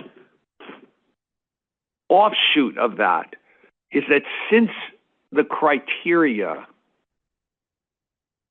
relates to where building permits are issued or there's some regulatory agreement, I can think of neighborhoods that have approval for thousands of units of affordable housing that haven't put a shovel in the ground yet. But if you look at the methodology as presented, they look like communities that haven't had any affordable housing built, but they're on the calendar, but they're not here now. And I don't know how that relates to the 5-year window, but we could be misleading the map, the methodology map and the 12 districts by not acknowledging the fact that there are approvals for affordable housing in neighborhoods that have not yet had a building permit issued and not yet had an agreement entered into. So this is about how we fill the 12, right? How we fill the box of 12 neighborhoods. And will we be missing some that perhaps more likely to see development of affordable units because we're locking up slots with neighborhoods that may never or are coming? They're coming because we all know that approving, whether it's ULURP as we knew it or it's fast-tracked, our approval doesn't build them. And we could fast-track the approval, but it doesn't mean they get built. And I know that just on the North Shore of Staten Island, where there are 6,000 to 7,000 units of housing, much of it affordable, some of it 100% affordable, some of it 25, 30%, all of the pieces that we haven't seen yet, but they're coming. So I don't know what to do with all of that, but I think these are deep questions, some of which go to the wisdom of the reforms themselves and whether the reforms would have been better structured a different way, Commissioner, just to be totally candid. Sure. And during the process for the Commission's proposals, there were people who said, 12, this feels like a really wooden way of thinking about where the fast track should apply. And if you read the Commission's final report, it tries to, in a detailed way, explain why it picked 12 with a very wooden formula. And basically it boils down to they wanted to pick something that had very little opportunity for political manipulation. More nuanced determination of where the fast track would apply, the thought went, would offer essentially an opportunity for either the administration or the council or some combination to pick and choose their favorites for where the fast track would apply, and that was thought inferior to a process where it was essentially a more automatic. Now, there's no guarantee that anything gets approved on the fast track, but that there would be a clear criteria not subject to manipulation or change, manipulation being the most pejorative way I could put it, right? And I think that part of that is a legacy of how fair housing frameworks have played out in other jurisdictions, and the thought that sometimes when there's too much discretion about where you're channeling affordable housing under such a framework, you get less housing than you would have otherwise. So that may not have been wise. That was the motivation. That's why it's 12. That's wooden. What I'll say about that is if you look historically at the parts of the city that have been not building much at all and are candidates for being in the bottom 12, it is rarely the case that is a place where there have been a lot of approvals that are not yet coming to fruition. Because to be on the bottom 12, at least now, at least in the last 10 years, at least you sort of look at recent historical data, means that virtually no affordable housing is being produced at all, period, none. Precious, precious little, which is why a single affordable housing development can swing a district out of the bottom 12 and into the rest of the pack, at least if you look at historical data, okay? Now, you've also said, so I think as a practical matter, that means that your concern, what about these districts where there's thousands of approved units and none coming to fruition? I think they're unlikely to be touched by this particular intervention. The final thing I'd say is that it's not held against a district to have sort of like approved and units that are not coming to fruition. It's just sort of absent from the formula because you don't have a start date if you're a publicly financed affordable housing that isn't like much further on the way. Essentially, that kind of start date for publicly financed affordable happens when HPD has closed and basically said, we're going to get you started now. So that's it. First, I appreciate your candor. Secondly, explain that then, because maybe I'm not understanding the methodology properly, and I understand that it won't affect the pending units that that are approved to come down the pike. But when we look at that community district, we are not seeing the development of the affordable housing, and therefore, does that not get, I don't want to use the term held against them, it's not at all the right expression, but does that not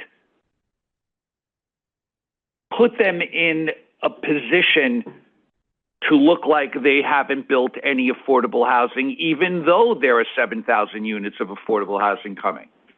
Right. I guess I would revert to my first order response, which is to say, at least historically, it is not the case that if you're in the bottom 12, you're the kind of district that sees thousands of approved units that have not started yet because the HPD capital pipeline is very long. That is not the case, okay? It is the case that there are places where there are thousands of affordable dwelling units that are approved and have not come on because the capital pipeline is very long. They happen usually to be in communities that are doing more than the bottom fifth of production. Then I would say that what I was reverting to is that if you look at the definition of a start date, it is further along in that process of publicly financed affordable housing production, such that nothing with a start date is in that approved through ULURP but not yet closed stage, which is, I take it, the longest stage of wait for publicly financed affordable housing in the typical case, rather than in, an unusual case. Yeah, I thank you, and I just want to say thank you for that. I would say in closing that while I understand that, I think we may be hanging our hat on a process that may expedite approval, but doesn't actually build the housing any more than the old system did. This targets the manipulation or whatever with a little m or large capital M in the process that may have existed. But I also recognize that this process eliminates elected officials from this process that were elected to represent these communities. So we need to take all of this very seriously. Commissioner, and if I were your microphone. Oh, I'm so sorry. Thank you. If I was a councilman once, if I were a councilman, I wouldn't like this at all. But I understand what we're trying to accomplish. But at the end of the day, we're just accomplishing more approvals. So unless there was something that expedited construction and those approvals, not just our approval or the land use approvals, that would be quite different. So I'm just looking at this with two sides of my brain functioning.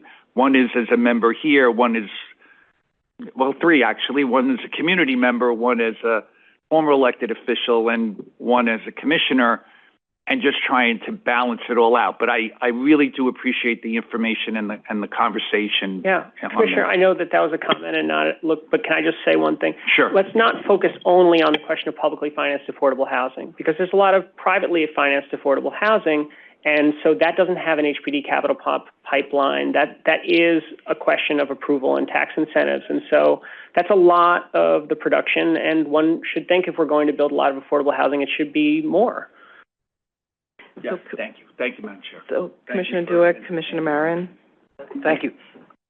Have we solved for a circumstance or situation where a project comes in under the fast track, gets approved, but doesn't create affordable housing? Let me give you a scenario. Obviously, these 12 districts would be most probably low-density neighborhoods. Not necessarily, sir. Not necessarily. There may be medium and high density neighborhoods that are going to be subject to the bottom 12 because they have not been producing affordable housing either. Okay, so I'll give you the scenario anyway. We go from an R4 to an R6. It's mapped MIH. The buildable is 15,000. However, under MIH, if you're not building more than 12,500, you don't trigger MIH. So there's a scenario where someone could take advantage of this fast track process, get approved under MIH rules, and not have to build any affordable housing. Is there a recourse mechanism to the city? Is there some workaround? Have we thought about that scenario? Well, no. I mean, the way the reform was intended to work is the way MIH works today, which has certain strictures that were designed to reflect feasibility, designed to reflect the way the city council approved the mandatory inclusionary housing program. Importantly, the reform was designed so that if the MIH program is changed, for example, to require deep affordability, to close a loophole with respecting low amounts of construction, all of that would be reflected in this reform too. So the different new MIH program would be what the fast track keyed into. It's not frozen in time. And so the short story is it's possible, just as it is today, when you approve an MIH development, for someone to build community facility rather than any residential, right? But that serves the community, at least. That is a benefit to the community. Right, but it works the same. All I'm saying is that the fast track way of thinking about an MIH development would be the same way as you think about MIH developments today. If the city decided to adjust the way the MIH program works in the future to change what it means to be MIH, then that would be reflected in the fast track too. Thank you. Commissioner Barron? Thank you, Chair. I just wanted to go back to the issue of subsidy and regulatory agreement, because I would disagree that there's an equal amount or even a greater amount of projects that are subsidized through private investment and cross-subsidization. Most of the affordable housing projects are subsidized through HPD. And when you get onto the HPD pipeline for subsidy, it's usually a 6-year wait. It typically has been a 6-year wait. You don't capture that 5-year window. And so that is a concern for me, because I'm wondering if we are going to work in unison with HPD to identify those projects that are in the fast track, so that subsidy is made available so those projects can get built within a reasonable time frame and not 6 years out. Yeah, so I think I'm going to get the most recent data about the mix of how much affordable housing that's created is public versus private. Now, so that would be appreciated. Yeah, no, I think that we actually have that data. I don't think that's far from our fingertips. It's just not on the top of my head, and so we can provide that.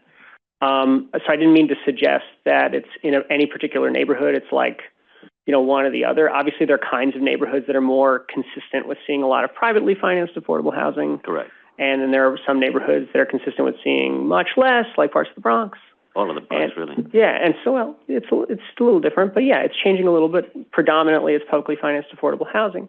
And so maybe it's more accurate to say that there are, while both are important, there are neighborhoods where one is more important than the other. I would say that this is just one reform. It's a narrow reform to what was in ULURP, or in the charter, I should say, ULURP in the charter. And so it can't affect how HPD decides to channel capital subsidy, but and it can't change how much money is available for capital subsidy through the city budget. That's going to be up to elected officials and how they do things, but it's important that these changes sync together. I guess I would just, do you have the numbers handy, John? Hello, Commissioners. Pardon.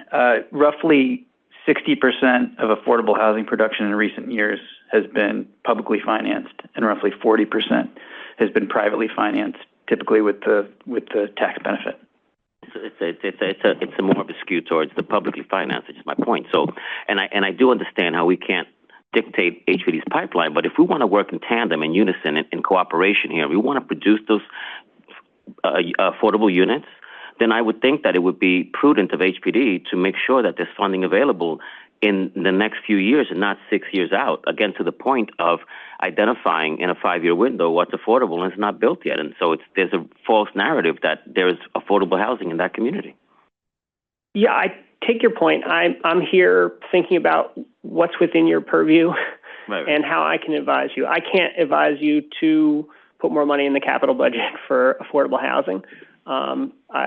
But what I can say is that you are going to have the opportunity, after the methodology is approved as you see fit, after Affordable Housing Fast Track is stood up, to scrutinize each and every application on the Affordable Housing Fast Track and determine whether it's appropriate, ask questions of the applicant, whether they're public applicants or private applicants, about the affordable housing they're going to deliver and when, and so on. I appreciate your answer, but that doesn't really, that doesn't solve the problem of, we have to talk to each other. We have to do that in the process. That doesn't solve the problem of getting subsidy upfront for these projects that have been fast-tracked to build affordable housing. So this question really is not even for us. It's more of a statement for HPD to understand that, understanding that they have a pipeline, they need to think about that differently if we are to work to make sure to get these MIH units built faster, sooner rather than later, and not wait 6 years. Because it's uncomfortable, specifically for not-for-profits who are holding this land and paying taxes and trying to build a product that's less affordable, that's more affordable, when you're sitting on, payments that you have to make in the first 5-6 years that are still those carry costs, they get added to the project and lessen the affordability. So that's my point here. I really wish somebody hears that. Thank you. Yeah. Go ahead. Points are all well taken, sir. And I would just note, Commissioner, at the start of the administration, the mayor organized what's been called a speed task force, which the department is part of, which brings together a lot of the agencies that touch upon housing with a goal of figuring out how we speed up work across the pipeline. I know that there will be recommendations coming forth at some point, I think later in the summer, but we would make sure to take what you shared under advisement. Yeah, I know that there is but this is exactly why I'm stating this, because we're at the table now. We need to be discussing that now to make sure we can produce the affordable housing that we need, that is a shortage in the city, so that we don't have to keep hammering every time we have these forums. That's all. Thank you. Commissioner Osorio, did you have a question? And Commissioner Robinson after. Thank you, Chair. Thanks so much again for addressing our questions. Like the last time, I found this conversation to be very productive. So first a comment and then a couple of very specific questions. In terms of the comment, I think it's exciting to hear that the City Planning Commission will have additional power, let's say, maybe that's not the right word, but additional leverage, let's say, to use in our analysis to determine affordability thresholds for the proposals that go under the fast track. And correct me if I heard you wrong. We'll have the power to choose the MIH option, sure, for example. Yes. Thank you. That's what I mean. So I just wanted to sort of quickly say that, well, I'm very excited about that. But also, really to the credit of the department's research, it would be really interesting for the City Planning Commission to work closer to the staff in understanding from a comprehensive planning point of view, what is the capacity of these neighborhoods and these specific needs. For example, when we see the proposals, it would be great to be able to access some of the research that the department produces to understand infrastructure needs, transit-oriented development, even climate change impacts in context, so that we can do our part in helping these proposals, wherever appropriate, move forward as quickly as possible. So I just wanted to say that because I've been very interested in the work that the department has done in terms of the neighborhood frameworks. And I see this as a perfect opportunity to leverage that work and work together, quite honestly. Yeah, I think that point is well taken. And I would say also that the city is producing this fair housing framework, which is intended to try to take a bird's eye view of the city's housing need and where additional density is appropriate. And so I think that won't decide the matter for you, but will help serve as a guide. Quick follow-up question on that, and I know that that's not what we're discussing today, but is there an opportunity for the City Planning Commission to provide recommendations for the city's fair housing plan? Well, I think that, in fact, there's going to be a public set of moments around a draft plan, and so you can I would advise you on, as your counsel, on the appropriate way to appear in that setting. If you had your own thoughts as an individual, I want to think a little bit more about whether there's an opportunity for some kind of official statement by the City Planning Commission on that plan. I haven't thought about that question yet, so I don't want to really opine further at the moment. But suffice it to say, there will be public moments at which any interested member of the public is able to weigh in and shape the outcome of that plan. And that plan won't foreclose your individualized consideration of anything on the fast track. Understood. Thank you. Appreciate that. And just now a couple very quick follow-up questions. So one is, when we discussed this the last time, there were some questions. I remember Commissioner Benjamin asking specifically about whether the numerator could include the preservation of affordable housing units. And so I remember that was a conversation where specifically I think it was clarified that it wasn't to preserve existing affordable housing units, but rather to reincorporate or renew any units that would potentially be exiting from whatever program they're at. And so I was just wondering if you've considered any adjustments in that regard. Yeah, so after our last discussion, we at the staff level went back. We also spoke with HPD to understand a little bit more about the landscape here. And we put something in your binder that outlines a little bit about your weekend package. Sorry, I'm so used to binders for a former principal. And so in your weekend package, we put material that outlined what we found. And let me summarize it for you. So the first is that there is a limitation of existing data. If we were to use existing data, we could not distinguish in that data among newly created preservation units and other forms of preservation. So as it stands today, with the data sources we have today that are publicly accessible, we can't, on a retroactive basis. We'd have to go back and recode and figure out what each preservation deal was on a historical level. That's in part because the only thing that could count under the numerator, even plausibly, would be units that were not subject to income restrictions in the past, say a rent-stabilized unit in the past, which are typically not subject to income restrictions, they're just rent-regulated, right? And that became subject for the first time to a regulatory agreement that imposed income restrictions, right? The existing data does not distinguish between that kind of thing, this newly subject to income restrictions kind of unit, and the kind of unit that was subject to income restrictions before and simply had its period of affordability extended. So the insufficiency of the existing data is a hard limit right now on our ability, for at least for this first 5-year cycle, to distinguish between these things. At the staff level, we've discussed with HPD whether they could change the way they code the data. They are exploring whether they could change on a go-forward basis how they code the data so that preservation units could be treated differently in a subsequent 5-year cycle. So that's the first answer. The second is a little bit more fundamental, which is about whether these reforms really were ever intended to extend to preservation. If you go and look at the final report and sort of what the public debate around these reforms was, but especially the final report, which is really the kind of legislative intent here, it is focused very, very concretely on new construction, the creation of new affordable units.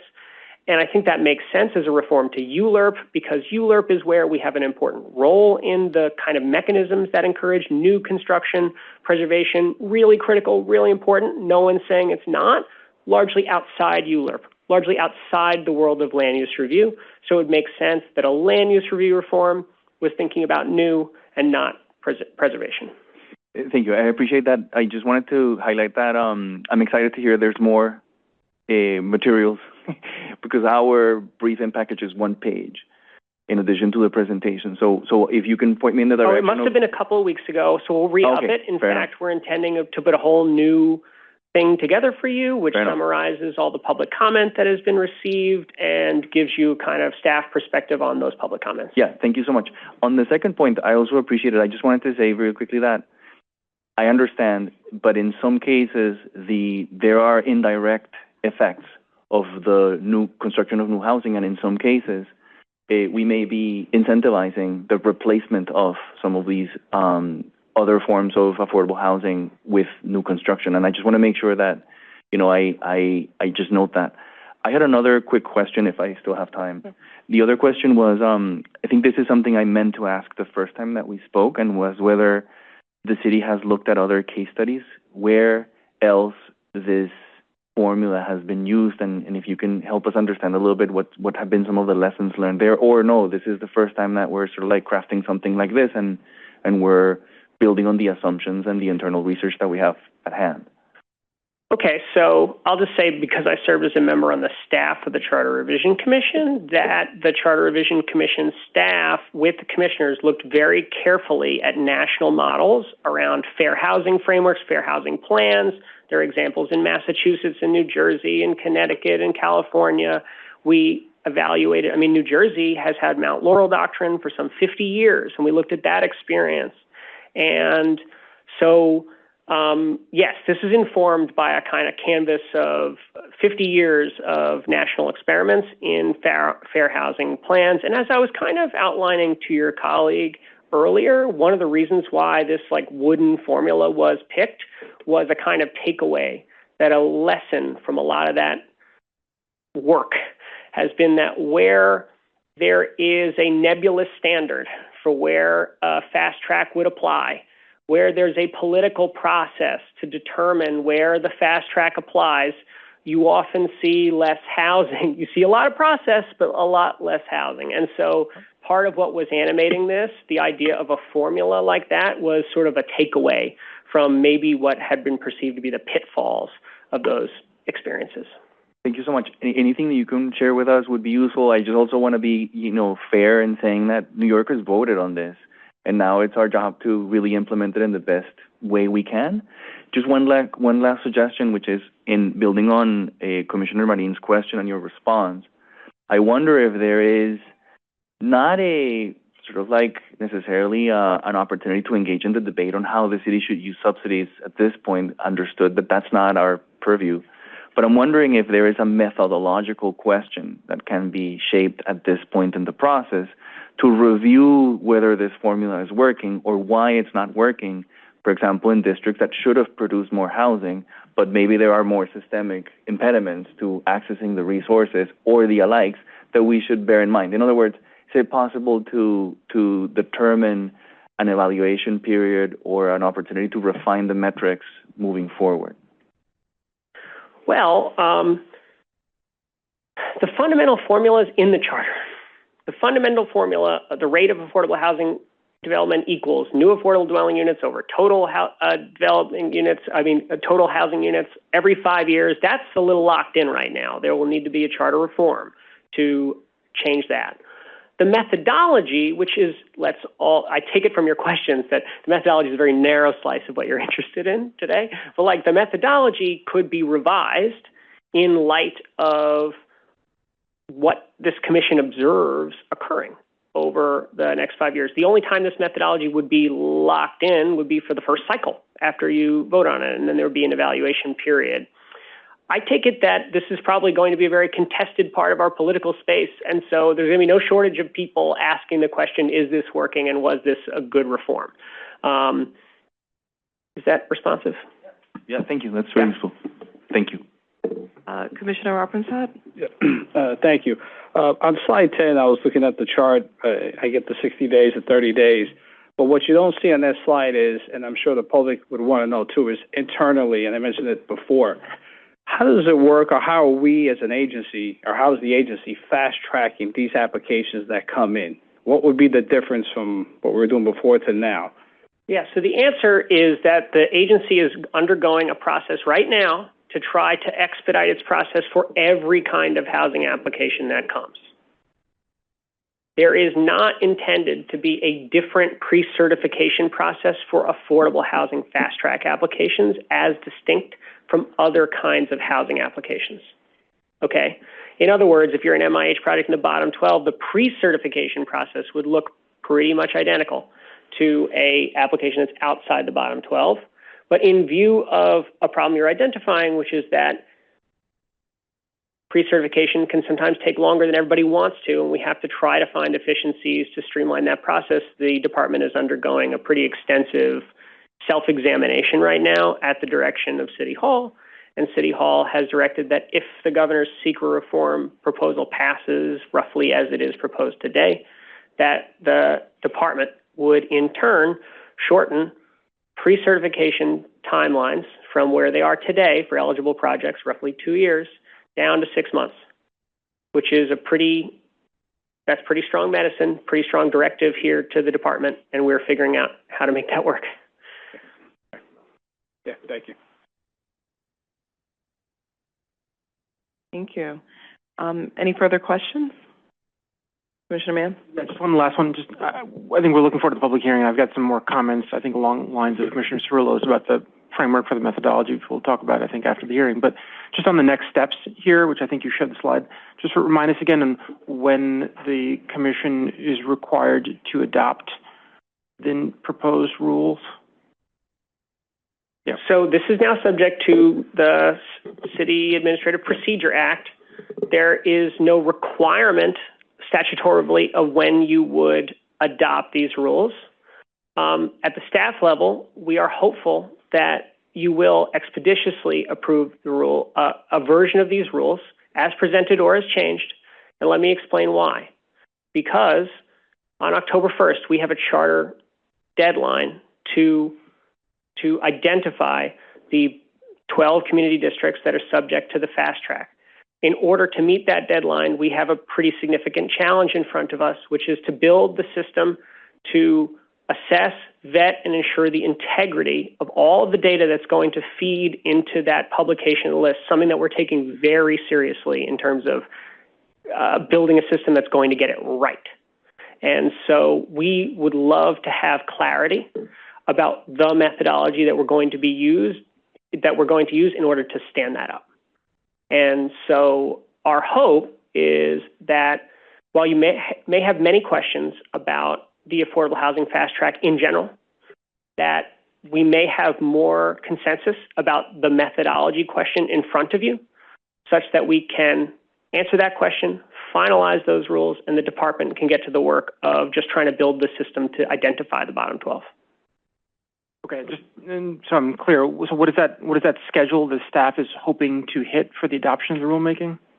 As we've talked about it, barring, suggestions from you that this needs to be really seriously reworked, that we would hope to move toward a vote in April at a subsequent meeting of this commission in April. Got it. Okay. Yeah, I mean, I think I certainly, I don't want to speak for other commissioners. I've got some significant questions on the methodology, not just on the sort of the charter framework, which I appreciate has been adopted. So I'll try to find a way, maybe offline, to follow up, just so I don't. Yeah, I would love to address them with you here today, address them on the phone afterwards, address them in memoranda. We want to do everything we can to assist you all. Okay, thank you. Quick question: Who testifies on Wednesday aside from the public? Obviously, we're the lead agency in this. Are there other agencies testifying on Wednesday, or is it just go right to the public and the public shares there? Well, Commissioner, for the purposes of for sort of like public awareness and education, our intention is that William will go through a version of the presentation you've now seen a couple of times. Then it'll be followed by a public hearing where members of the public will testify. HPD, which under the charter, you are consulting with HPD. HPD will be here too. They're not intending to testify. They're going to be here in case there are any, so they can observe and in case there are any questions that they can answer for you. But it's members of the public. Understood. Thank you. Appreciate it. And there'll be a little opening. By William. William, yes. quick question. Is it possible to have HPD just to address some of the questions that were raised today in that regard? Well, they will be here. They can certainly can answer questions, but can you clarify? Yeah, some of the questions that were raised in terms of, what are some of the constraints, but also opportunities to connect resources and priorities with what the formula will determine in terms of the communities that need the most number of affordable housing. I mean, we can follow up with HPD, but and also the team that's coming, because I'm assuming it's the folks who are focused on the data that we're going to produce for this. That's right. But I'm sorry, go ahead. That's right.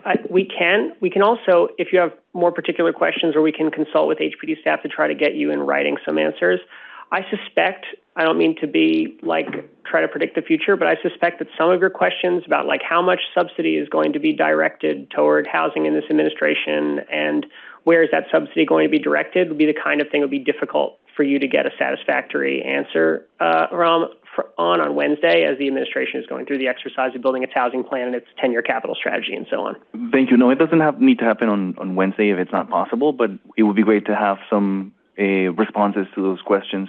I would also, if possible, when following up with HPD, if we can get a little more clarity in terms of what are the data sets and what are the indicators that we'll use specifically to feed the numerator and the denominator, I would appreciate that from a data side question. Well, I think that we should be able to answer those questions for you right now. I think we've tried to lay out what the numerator and denominator data sets are. For example, the numerator, the feeding data is the HPD biannual production of affordable housing, memorialized by a start date, and DOB permitting data, these are all existing publicly accessible data sources. Okay, so I'll look for it there. Thank you. Thank you. All right, thank you. And as noted, we will see this again this week at our public hearing on Wednesday. Thank you. Thank you.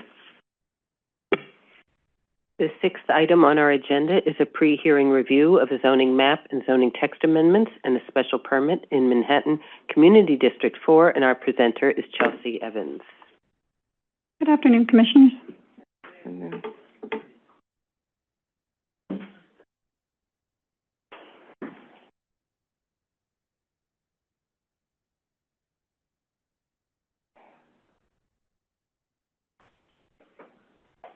Okay, so today I'll be presenting two pre-hearing presentations known collectively as the DeWitt Clinton Park North applications, which were certified on December 15th, 2025. These are two private applications with different owners seeking similar actions under one EIS. And I'll present the proposal at 801 11th Avenue first, and then move on to the application to the south at 629 West 54th Street. Both projects are scheduled for a public hearing this Wednesday, April 1st. The applicant, 801 11th Avenue LLC, or the Chapman Group, is requesting zoning map amendments, zoning text amendments, and a special permit to facilitate a 14.4 FAR mixed residential and commercial development on the far west side of Manhattan. The proposed development is a 386,350 square foot predominantly residential building, which would rise to a height of 525 feet and total 14.4 FAR. The image on the right is an illustrative rendering of the proposed building space. This view is looking north on 11th Avenue. The applicant is contemplating several potential programs, which would include up to 13.73 FAR of residential floor area, which would facilitate the creation of as many as 541 dwelling units, of which approximately 119 to 162 would be permanently income restricted pursuant to MIH. Additionally, the applicant's proposal considers up to 2.4 FAR of commercial floor area, and they have contemplated the option of incorporating an auto sale and service center on the ground floor of the building. As a part of this application, and in exchange for additional floor area, the applicant would make a contribution to the Hudson River Park Trust. Proceeds from the floor area transfer would be directed towards the removal of the existing Pier 76 and its replacement with a structure capable of supporting a new park, as well as the installation of pier deck utilities and park amenities. And I'll now quickly walk through the proposed actions. So first, the applicant seeks a zoning map amendment to rezone the rezoning area from an M23 to a C47 zoning district to permit high-density residential and commercial uses on the project area. Next, the applicant seeks to establish the special Hudson River Park District on the project area. As with previous extensions of the special Hudson River Park District, this application seeks to extend the special district over the granting sites shown on this slide. The granting sites identified by the Hudson River Park Trust with unused floor area available for transfer are Piers 98, Piers 81 and 83, and Chelsea Piers, all of which are located in Manhattan Community District 4. The applicant also seeks several text amendments. First, they're requesting zoning text amendments to include the new granting and receiving sites into the special Hudson River Park District zoning text. The applicant is requesting 64,392 square feet of floor area from the granting sites to eventually incorporate into the proposed development. Consistent with previous mappings of the special district, the applicant seeks zoning text amendments to modify the use and bulk regulations on the development site, as well as modify the use regulations of C47 districts to allow for automobile dealers to locate on the development site. Next, the applicant requests a zoning text amendment to Appendix F of the zoning resolution to designate the rezoning area as a mandatory inclusionary housing area pursuant to MIH options 1 and 2. The proposed development is located in the Special Clinton District, and to reconcile the requirements of the Special Clinton District and the proposed Special Hudson River Park District, the applicant seeks a text amendment to clarify the requirements of each. And finally, the applicant seeks a special permit pursuant to Section 8921 of the zoning resolution. The special permit will allow for the transfer of 64,392 square feet of floor area from the granting piers to the development site at 801 11th Avenue. Via the special permit, the applicant is requesting a waiver to modify the street wall location requirements that apply to the development site. The waiver, shown in green on the plan to the right, would allow a portion of the street wall of the building along 11th Avenue to not be located at the street line. On February 4th, 2026, Manhattan Community Board 4 voted to deny the application unless the following conditions are met. First, that the street wall waiver sought along 11th Avenue is not utilized. Second, the board requests that approximately 40 to 50% of the building facade be masonry, brick, or precast elements. Next, that 30% of the overall floor area be reserved for income-restricted units. Fourth, that the developer includes an apartment distribution of at least 20% 2 or 3 bedroom units. Fifth, that the developer commits to distribute the affordable units through 80% of the residential floors. Next, that they agree to provide amenity spaces in the building that are affordable to income-restricted tenants. And finally, CB4 requests that the developer makes contributions to DeWitt Clinton Park, located just south of the site, for capital improvements. On March 25th, 2026, the Manhattan Borough President issued a recommendation to approve the application on the following conditions. The first relates to public realm improvements and asks that the developer make streetscape improvements, including additional lighting, street trees, and other green infrastructure, as well as improving pedestrian conditions. Second, the Manhattan Borough President echoed CB4's calls to maximize affordable housing and equity. And finally, they asked that the developers collaborate with the Department of Parks and Recreation to advance capital improvements at DeWitt Clinton Park, which is just south of the development site. So in summary, the applicant, 801 11th Avenue LLC, seeks zoning map amendments, zoning text amendments, and a special permit to facilitate the development of a 14.4 FAR, predominantly residential building in Manhattan Community District 4. And before we jump into any questions, I wanted to take the chance to follow up on Commissioner Osario's question from certification. So many of the questions were directed to the Hudson River Park Trust, and they'll be here on Wednesday to address those questions. But Commissioner Osorio had a question related to the findings for the special permit. And previously we had presented an abbreviated version of these findings, and you had asked about how the commission will determine if the project enhances neighborhood diversity. So I've highlighted the finding that is relevant to this discussion. And just to clarify that this is related to neighborhood economic diversity. And so I hope that clears things up. And that concludes my presentation. I'm happy to take any questions. Thank you. Any questions? Thank you. Okay, great. Thank you. And again, this will be heard at our public hearing on Wednesday. Okay, the seventh item on our agenda is a pre-hearing review of zoning map and zoning text amendments and a special permit in Manhattan Community District 4. And our presenter again is Chelsea Evans.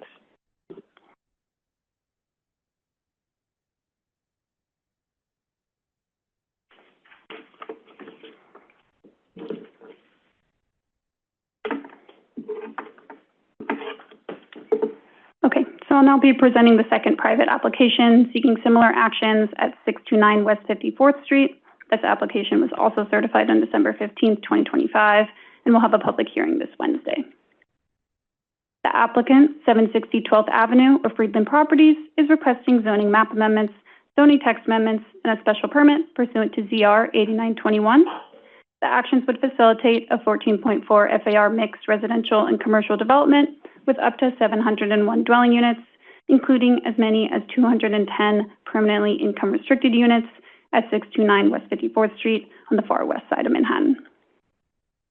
On the development site, the applicant is proposing an approximately 506,000 square foot mixed residential and commercial building that will total 14.4 FAR and would rise to a height of 590 feet. The image on the right is an illustrative rendering of the proposed building space, and this view is looking northeast from the West Side Highway. The applicant is contemplating several potential programs, which include up to 13.76 FAR of residential floor area. And additionally, the applicant's proposal considers up to 2.4 FAR of commercial floor area. They've contemplated maintaining the auto dealership that exists on the development site today. Like with the application at 801 11th Avenue, proceeds from the floor area transfer would be directed to Pier 76 and future capital maintenance needs. The applicants are seeking several actions to facilitate the proposed development. And like I mentioned before, they're very similar to the last application, but I'll be sure to call out any of the important differences as we move along. So the first, the applicant seeks a zoning map amendment to rezone the site from an M24 to a C47 district, which would allow for up to 12 FAR for residential uses with qualifying affordable housing. In addition, it will extend the Special Hudson River Park District over the rezoning area at 629 West 54th Street. And the application will also be establishing the Special Hudson River Park District on the same granting piers as the application at 801 11th Avenue. Like with the other application, the applicant is requesting zoning text amendments to the Special Hudson River Park District in order for the zoning text to reflect the new granting and receiving sites. And same as 801 11th Avenue, the applicant seeks to modify the use and bulk regulations on the receiving site and is requesting the same text amendment to allow for the modification of use regulations in C47 districts to allow for auto dealerships and service centers to be located on the development site. The applicant seeks a text amendment to designate the project area as an MIH area, as well as the same text amendment previously described to modify the Special Clinton District. The special permit pursuant to ZR 8921 sought by the applicant will allow for the transfer of 84,349 square feet of floor area from the granting sites to the development site at 629 West 54th Street. As a result of the transfer, the proposed total floor area allowed on the development site will be 14.4 FAR. The bulk waivers sought by this application are distinct from the previous one. First, the applicant seeks a waiver of minimum base height requirements along 12th Avenue and small portions of West 54th and West 55th Streets shown in green. The applicant is requesting to waive minimum base height requirements to allow for a base height of 20 feet, which is lower than the 60-foot requirement. And additionally, the applicant seeks waivers of maximum base height and setback requirements. It might be difficult to see on the screen given the de minimis extent of the waivers, but shown in blue, the applicant is seeking a waiver to allow for a maximum base height of 177 feet along West 55th Street, which is greater than the permitted 155 feet. And they're also requesting a waiver to allow a setback of 10 feet from West 54th Street, which is less than the required 15 feet. The location of that waiver is shown in red. And on February 4th, 2026, in a resolution addressing this project and 801 11th Avenue together, Manhattan CB4 voted to deny the application unless the following conditions were met. These conditions that you see on the screen are almost identical to what was described previously. However, specifically for this application, the community board would like to see the building height reduced from 550 feet to 450 feet.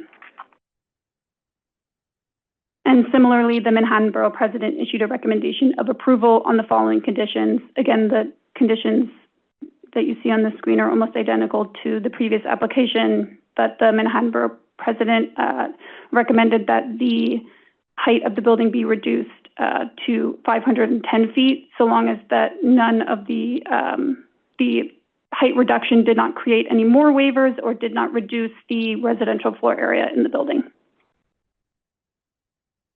And in summary, the applicant, 760 12th Avenue LLC, is requesting zoning map amendments, zoning text amendments, and a special permit pursuant to ZR 8921 to facilitate a 14.4 FAR mixed residential and commercial development at 629 West 54th Street, Manhattan Community District 4. And that concludes my presentation. Happy to take any questions. Thank you. Are there any questions? Okay. Thank you. We'll see this again at the public hearing on Wednesday. Okay, thank you. Next on the agenda, we have future votes for consideration on Wednesday, April 1st. The first item for consideration is the GSD 175 3rd Street certification and authorization, which was presented at the March 16th review session. Next, staff have prepared a report for 509 Madison special permit. There was also a follow-up material in your packages. Ezra Moser is here to present. On behalf of Dylan Alwan. Let's see. Sorry, waiting for the deck to pull up.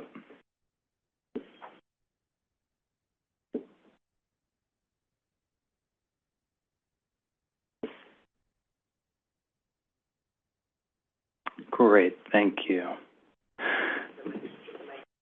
Mic is on. I'm a little tall. There we go. Better. Okay, good afternoon, Commissioners. The applicant, 509 Madison Avenue, LLC, seeks a special permit pursuant to 74-152 of the zoning resolution to permit a use group 5 transient hotel use at 509 Madison Avenue, and that would allow the existing 139,000 square foot commercial building on that development site to be altered and converted to a hotel with ground floor retail. So during the public hearing, some of the commissioners inquired about the, at least for more information, about the sustainability measures that were planned by the development team and the architects and building team. So they prepared a memo included in the Friday briefing packets that details some of the additional measures, and I'll just pull straight from the memo for their language. So they discussed with respect to the New York City Energy Conservation Code, NYC ECC, that in terms of mechanical systems, they're going to be using high-efficiency heating and cooling equipment, and where feasible, energy recovery systems to capture and reuse thermal energy from exhaust air streams, including the overall heating and cooling load on primary mechanical equipment. Pardon. They also will be implementing new facade and overcladding elements to reduce thermal bridging throughout the envelope, as well as fenestration carefully selected to meet and complement NYC ECC maximum U values and solar heat gain coefficient requirements. And then lastly, high efficiency LED fixtures throughout the hotel with lighting controls, including occupancy sensors, daylight dimming, and controls for automatic shutoff of exterior facade, and amenity lighting during non-peak hours, all of which will reduce energy consumption beyond baseline NYC ECC compliance, which, if you all understood that at first glance, congratulations. So as far as the staff recommendation, the Department of City Planning recommends approval of the requested special permit and believes it to be an appropriate use for the area. The development site's location at the intersection of Madison East 53rd Street, surrounded by established transient hotels, institutional uses, as well as high-end retail on Fifth Avenue, make it well-suited for hotel use. In addition, the proposed hotel would support the continued vitality of Midtown Manhattan's central business district and commercial core. The department believes that the proposal would serve as an exemplary case of adaptive reuse of an otherwise underutilized office building, and aligns with the city's interest in promoting office conversions in appropriate locations. That concludes the presentation. Thank you. Commissioner Osorio, you had a question? Thank you, Chair. Thanks so much. I just wanted to say that I really appreciate the information that was shared. This was a very thorough response to the questions, and I very much appreciate that. I just have a quick recommendation, which is to reflect this language in our report. Okay, got it. Understood. Thank you so much. Thank you. Next, staff have also prepared reports on 9201 4th Avenue rezoning. There were public comments provided in Eureka materials, and Katie Martin is here to present on Zoom. Hello. All right. Good afternoon, Chair Sherman and Commissioners. I'm here to provide Let's get the presentation up, Katie. Hold on a moment. Oh, I see. Okay. I see it on my side. My bad.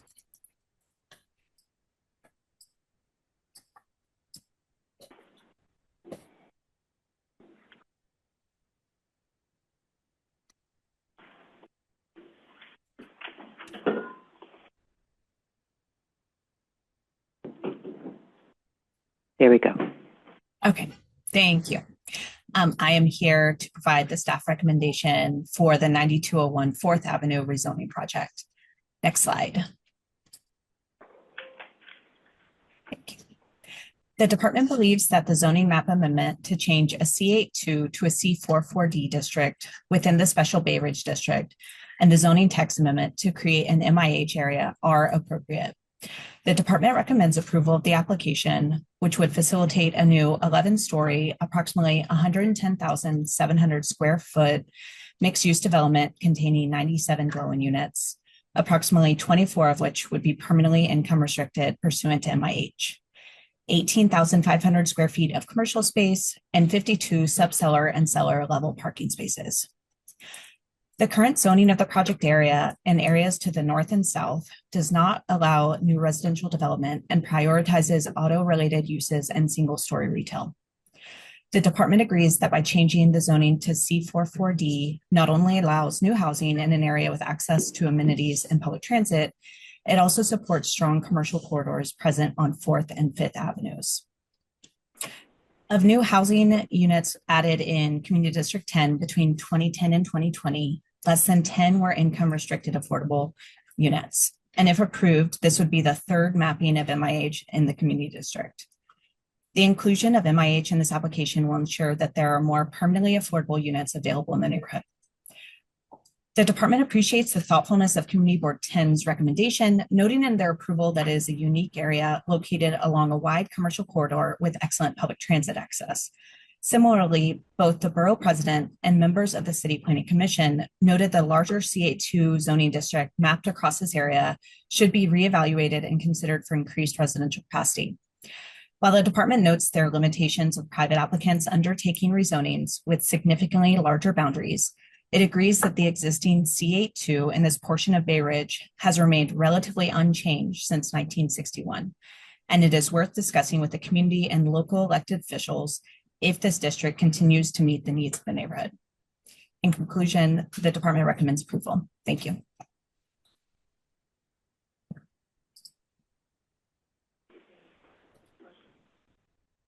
Any questions? Okay. Lastly, for consideration, staff have prepared reports on 46 Nelson Avenue 2 rezoning. Public comments were provided in your materials, and Griffin Mills is here to present on Zoom. Griffin, just give a moment for the presentation to pop up. Okay.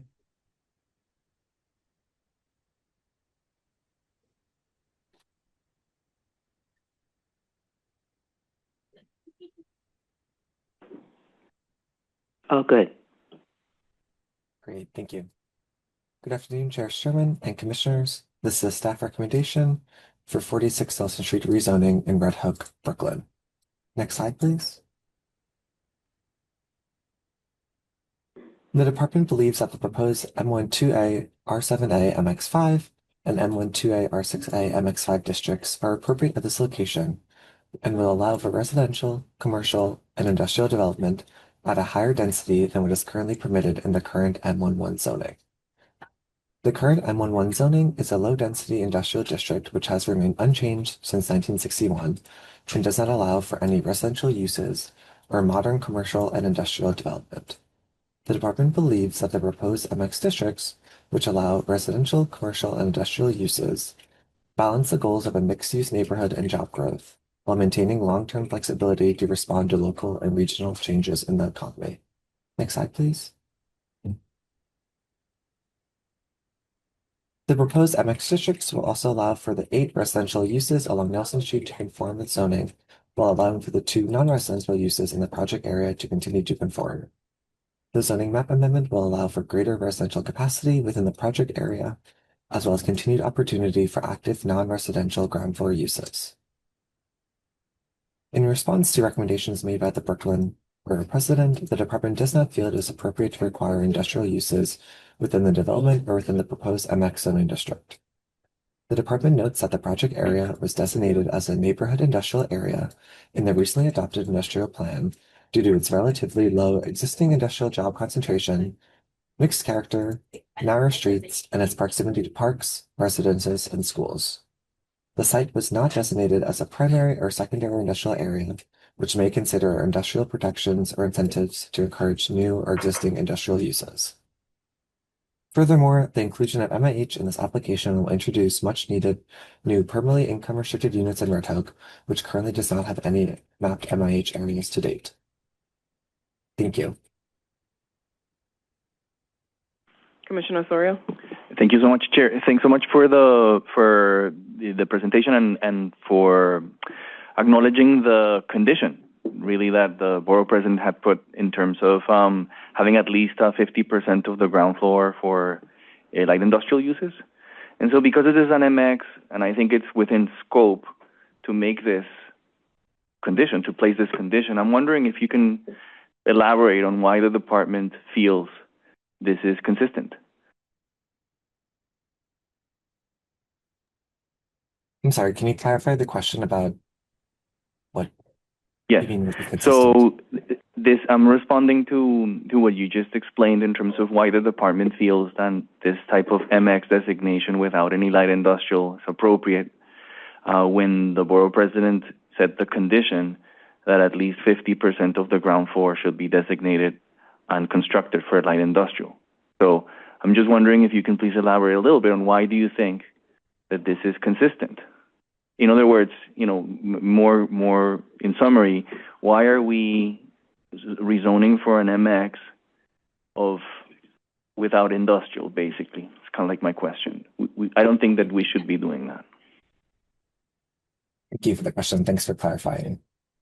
I think a part of the department's reasoning for considering the MX zoning is a tool used to determine height and bulk and not uses. And I think mapping MIH here kind of balances the goals of how the department sees the block in the neighborhood and doesn't specifically coerce the applicant to the ground floor uses. That makes sense. I don't know, you want to jump in? Hi, Commissioner. My name is Stephen Leonard from Technical Review. Your mic. Thank you. My name is Stephen Leonard. I'm from Technical Review.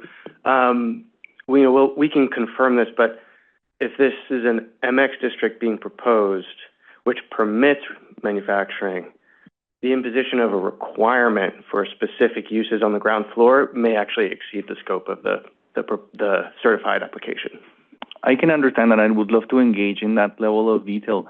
It's just that why are we going for an MX if there's no intention of having light industrial at all? From a land use rationale, shouldn't we be rezoning for something else?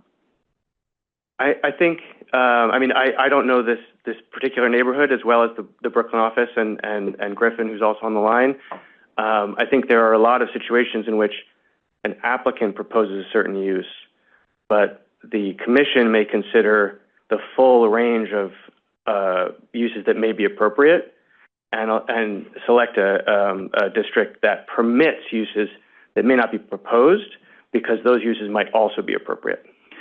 Thank you. No, I appreciate that. And then just to clarify, the reason why I'm emphasizing the borough president's condition here is because this is an industrial neighborhood.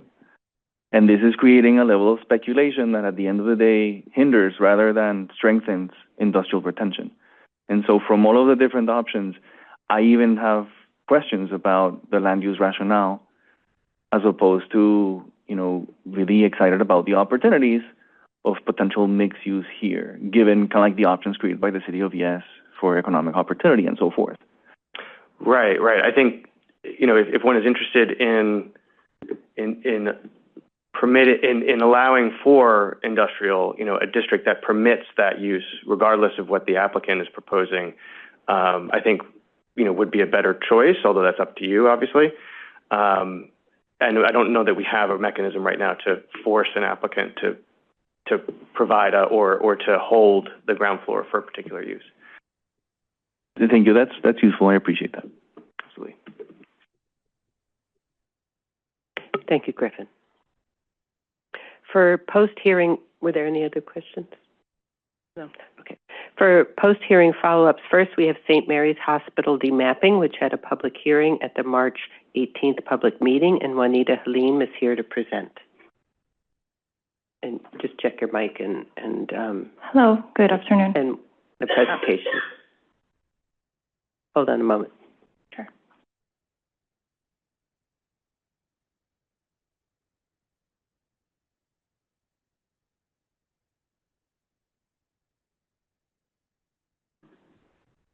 If it's showing there.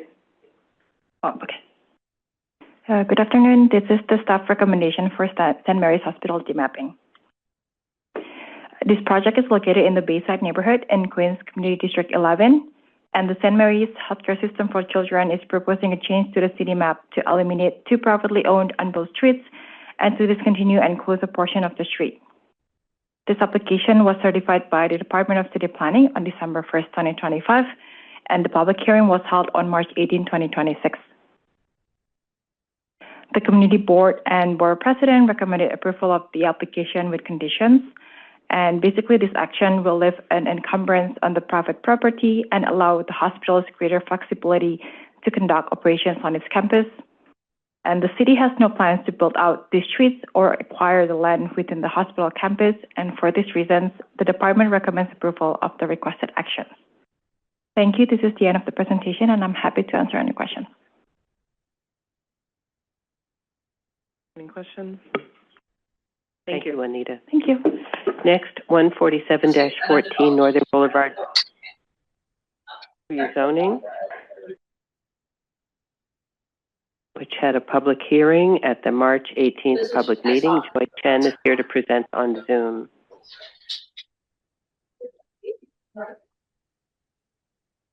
Good afternoon. Good afternoon, Chair Sherman and Commissioners. Joy, just wait till the presentation is up. Okay. Okay.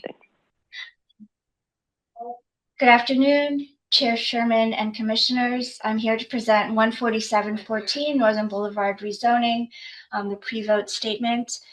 The Commission believes that this application for a zoning map amendment for a change from an R5 C12 district to an R7X C23 district and an R5 district, as well as related action for zoning text amendment to map MIH is appropriate.